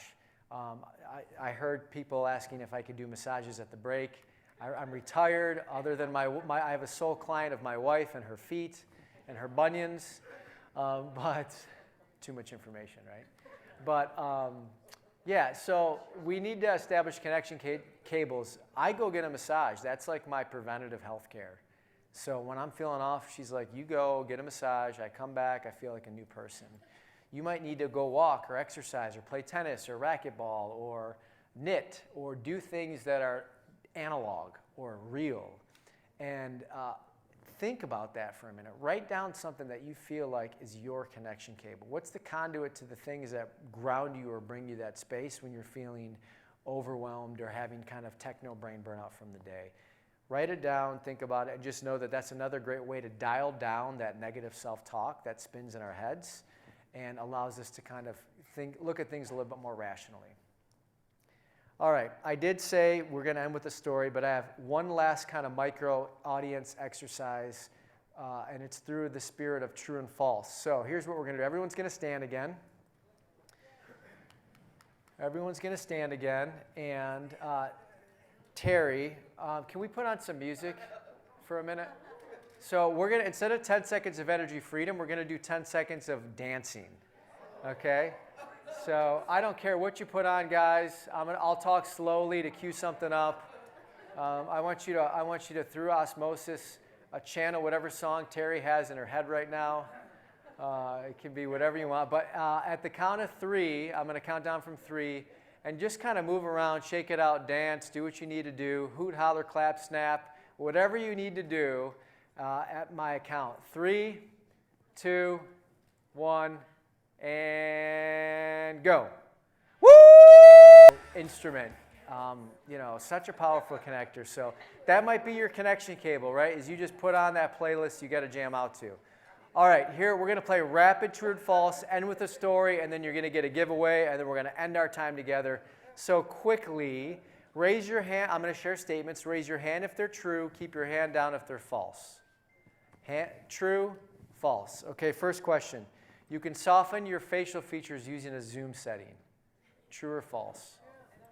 You don't know. Okay, it's true. It's called Touch Up Your Appearance. It's in your settings. It softens your face, softens your wrinkles, makes you, it beautifies you. Yes, yes. Yeah, it does not grow hair back. I've asked. How many of you can relate to this when it's like, hey, do you want to hop on a quick meeting? Yeah, is it just audio or are we doing like the whole camera thing? Right? It's the cutest picture. What type of dog do you have, Terry? What? A miniature dachshund. Okay. All right. Yeah, so you get that, right? Kentucky Fried Chicken creates a lunchbox that allows you to charge your phone. True or false? Trues. We got trues, right? It's true. I know. Society is crumbling. No. It's called Wadabox. Yeah, how much does it cost, right? It's fueled by the chicken grease, so you can just plug it in and just zaps your phone up. Yeah. All right, digital hippies are a new generation that do not use smartphones. Come on, can we get a true on this one? It's false. I know. This is a projection I have. Dippies will be, I don't think they'll want to be called dippies. But my hope is that my kids are like, gosh, my parents were so stressed from these dang phones. We're going to go back to peace, love, and flip phones or no phones. So hopefully, but we'll see. Adjustment disorder is where employees are feeling anxious about adjusting back to the physical return to workplaces. Yes, it's true. I see a lot of head shaking. I've done a lot of work with local media around this, showcasing ways to receive those that are feeling that heavy anxiety. And adjustment disorder has been around in the kind of psychological disorders for quite some time. And it just speaks to when you have trauma, then you're adjusting back from that. You need to be mindful of what that transition looks like. So if you or a friend are feeling like they don't really want to go back into the office, and it's not just because of the comfort of doing laundry and wearing your sweatpants all day, talk to somebody about it. Seek some help. Last question. ZooZoom is a new trend where you can rent a farm animal to join your video meetings. Yes, I know. You guys, Mambo the donkey has been with me since 2019. He is on my payroll. He is an incredible cameo to the virtual events. And I share this both as a to encourage you guys, if you're ever hosting a virtual gathering, you can rent him for $50 for 10 minutes. Pretty good hourly rate. But it's just a reminder that we need to kind of lighten the mood in our virtual environment. So that's Mambo. Give yourself a round of applause as we end our time together. All right, so one final story, and it goes back to this way that we need to continue to embrace ways that we connect, both in social media and physical gatherings and new prospects, in those home tours, in those new partnerships, in kind of the way of the world is rolling. We need to embrace how we connect. And it goes back to a moment with my kids. So about 3 years ago, I feel like all my stories happened 3 years ago. But about 3 years ago, we were in the backyard and we had been repurposing a fountain that came with the house. We live in Beverly Hills, Michigan. We have a little ranch, and that fountain was probably 70 years old because it had anchored the backyard. Really heavy. I tried to move it one time with 3 other buddies. Wasn't happening, so we just left it there. And my wife said, hey, why don't you plant a flower bed? Kids loved the activity. I loved it. It was a blast. My daughter was on her little tippy toes, just kind of pushing down on the flowers. And my wife called us in for dinner. I was feeling accomplished. It was one of those tasks like cutting the lawn that you start and end within the same afternoon. And you're just feeling good about life. So I walk in, kids are washing their hands. They got the dirt in their fingernails from planting. We all know that feeling. Food is spread out. I say, I'm going outside. I'm going to pick up the trash and just kind of tighten things up a little bit. So she's handling the kids. I go back out. I see that the flowers that my daughter planted aren't really kind of in there, so I start kind of pushing on them. I do one final push. The whole thing collapsed. The base that was the koi fish split in half. The clamshell came sliding down, probably 300 pounds worth of gravel and dirt, landed right where my daughter was standing, just missed my knee, and the head from the statue fell off. And I thought, oh gosh, my wife's going to kill me. So I go inside, and I was like, guys, we got to come outside. Dad was messing with the fountain. It collapsed. Kids are just like sad. You know, we don't quite know what to do. Our neighbors come out because they sense the commotion. And we decided, it happened to have been on a Sunday, trash day's a Monday, so we're like, we're just going to break this thing up and get it to the curb. So that was kind of like, we were locked and loaded on the demo. So I get out the sledgehammer, start breaking things up. My wife says, stop, go to Home Depot, pick up some liquid nails. I picked up liquid nails and a roll of duct tape, because you never know when you're going to need duct tape, and a Snickers, because you never know when you're going to need a Snickers. I come home, the Snickers was gone. I give her the liquid nails. She says, take the kids to the other side of the yard. I do it. I come back, and here's what she had created. A whole new version of the fountain. It wasn't what it used to be, but it was something that was even more magnificent. You see that the glue on the head, that little white glue, hadn't quite yet cured. I think my kids know that not to go in a 3-mile radius or 3-foot radius of the fountain because it's so fragile. But it was this moment where she had something on her mind that I couldn't even begin to think about, because I was just like, this is it. It's done. It's trashed. We got to get going. And when I first wrote this story in my book, I had a friend call me and say, hey, have you ever heard of a Japanese art form called kintsugi? And I said, no. And he says, it's exactly what you just described in the story. It's when you take something broken or shattered and you reassemble it with gold or liquid kind of like glue that has a gold or silver filament to it, and then you give it to somebody as a gift that's even more beautiful than its original state. And the word kintsugi also means resilience. And this story represents what I believe is the call for resilience and how we are connecting with each other in a world that has completely been turned upside down. And I believe that human connection is the most powerful connection that we have and that we hold. And it is my firm belief on the stage that I stand on today that we all need to be more courageous in how we're doing so. So I hope that you all took away some of the things that we set up on the front end of today's message. You have 5 immediate takeaways that you can take into the workplace, with your clients, on your home front. You can create positive energy whether you're dancing or inviting people into the energy freedom. You can tell stories. They don't need to have videos or pictures, but those help. But people want to share stories, connect with stories. You can play the If You Really Knew Me game and kind of invite that personal vulnerability into your connections. Don't forget the simplicity of asking somebody how they're doing, what they're looking forward to, and how you can support them. And lastly, remember to extend compassion to yourself and others by halting or dancing in the rain. And the last thing that I leave you with is grace is this interesting word. It means different things to different people. Some might see it as compassion. Some might view it through the lens of their faith. However you view it, I believe that grace is going to be one of the key active ingredients to get us into a season of hope. Not just with the interest rates or the real estate market, not just with the masks or vaccines or politics, but with the future of the human race. I believe that grace is going to be one of those things that allows us to begin healing and putting the pieces back together into something more beautiful. So give yourself a round of applause for all your participation today. Everyone's going to get a free ebook. You can download it by this QR code.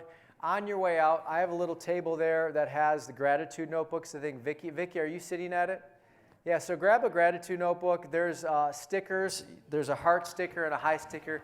Get some stickers, grab a card, download the free ebook. I'm so grateful for your time today, and thank you so much for having me.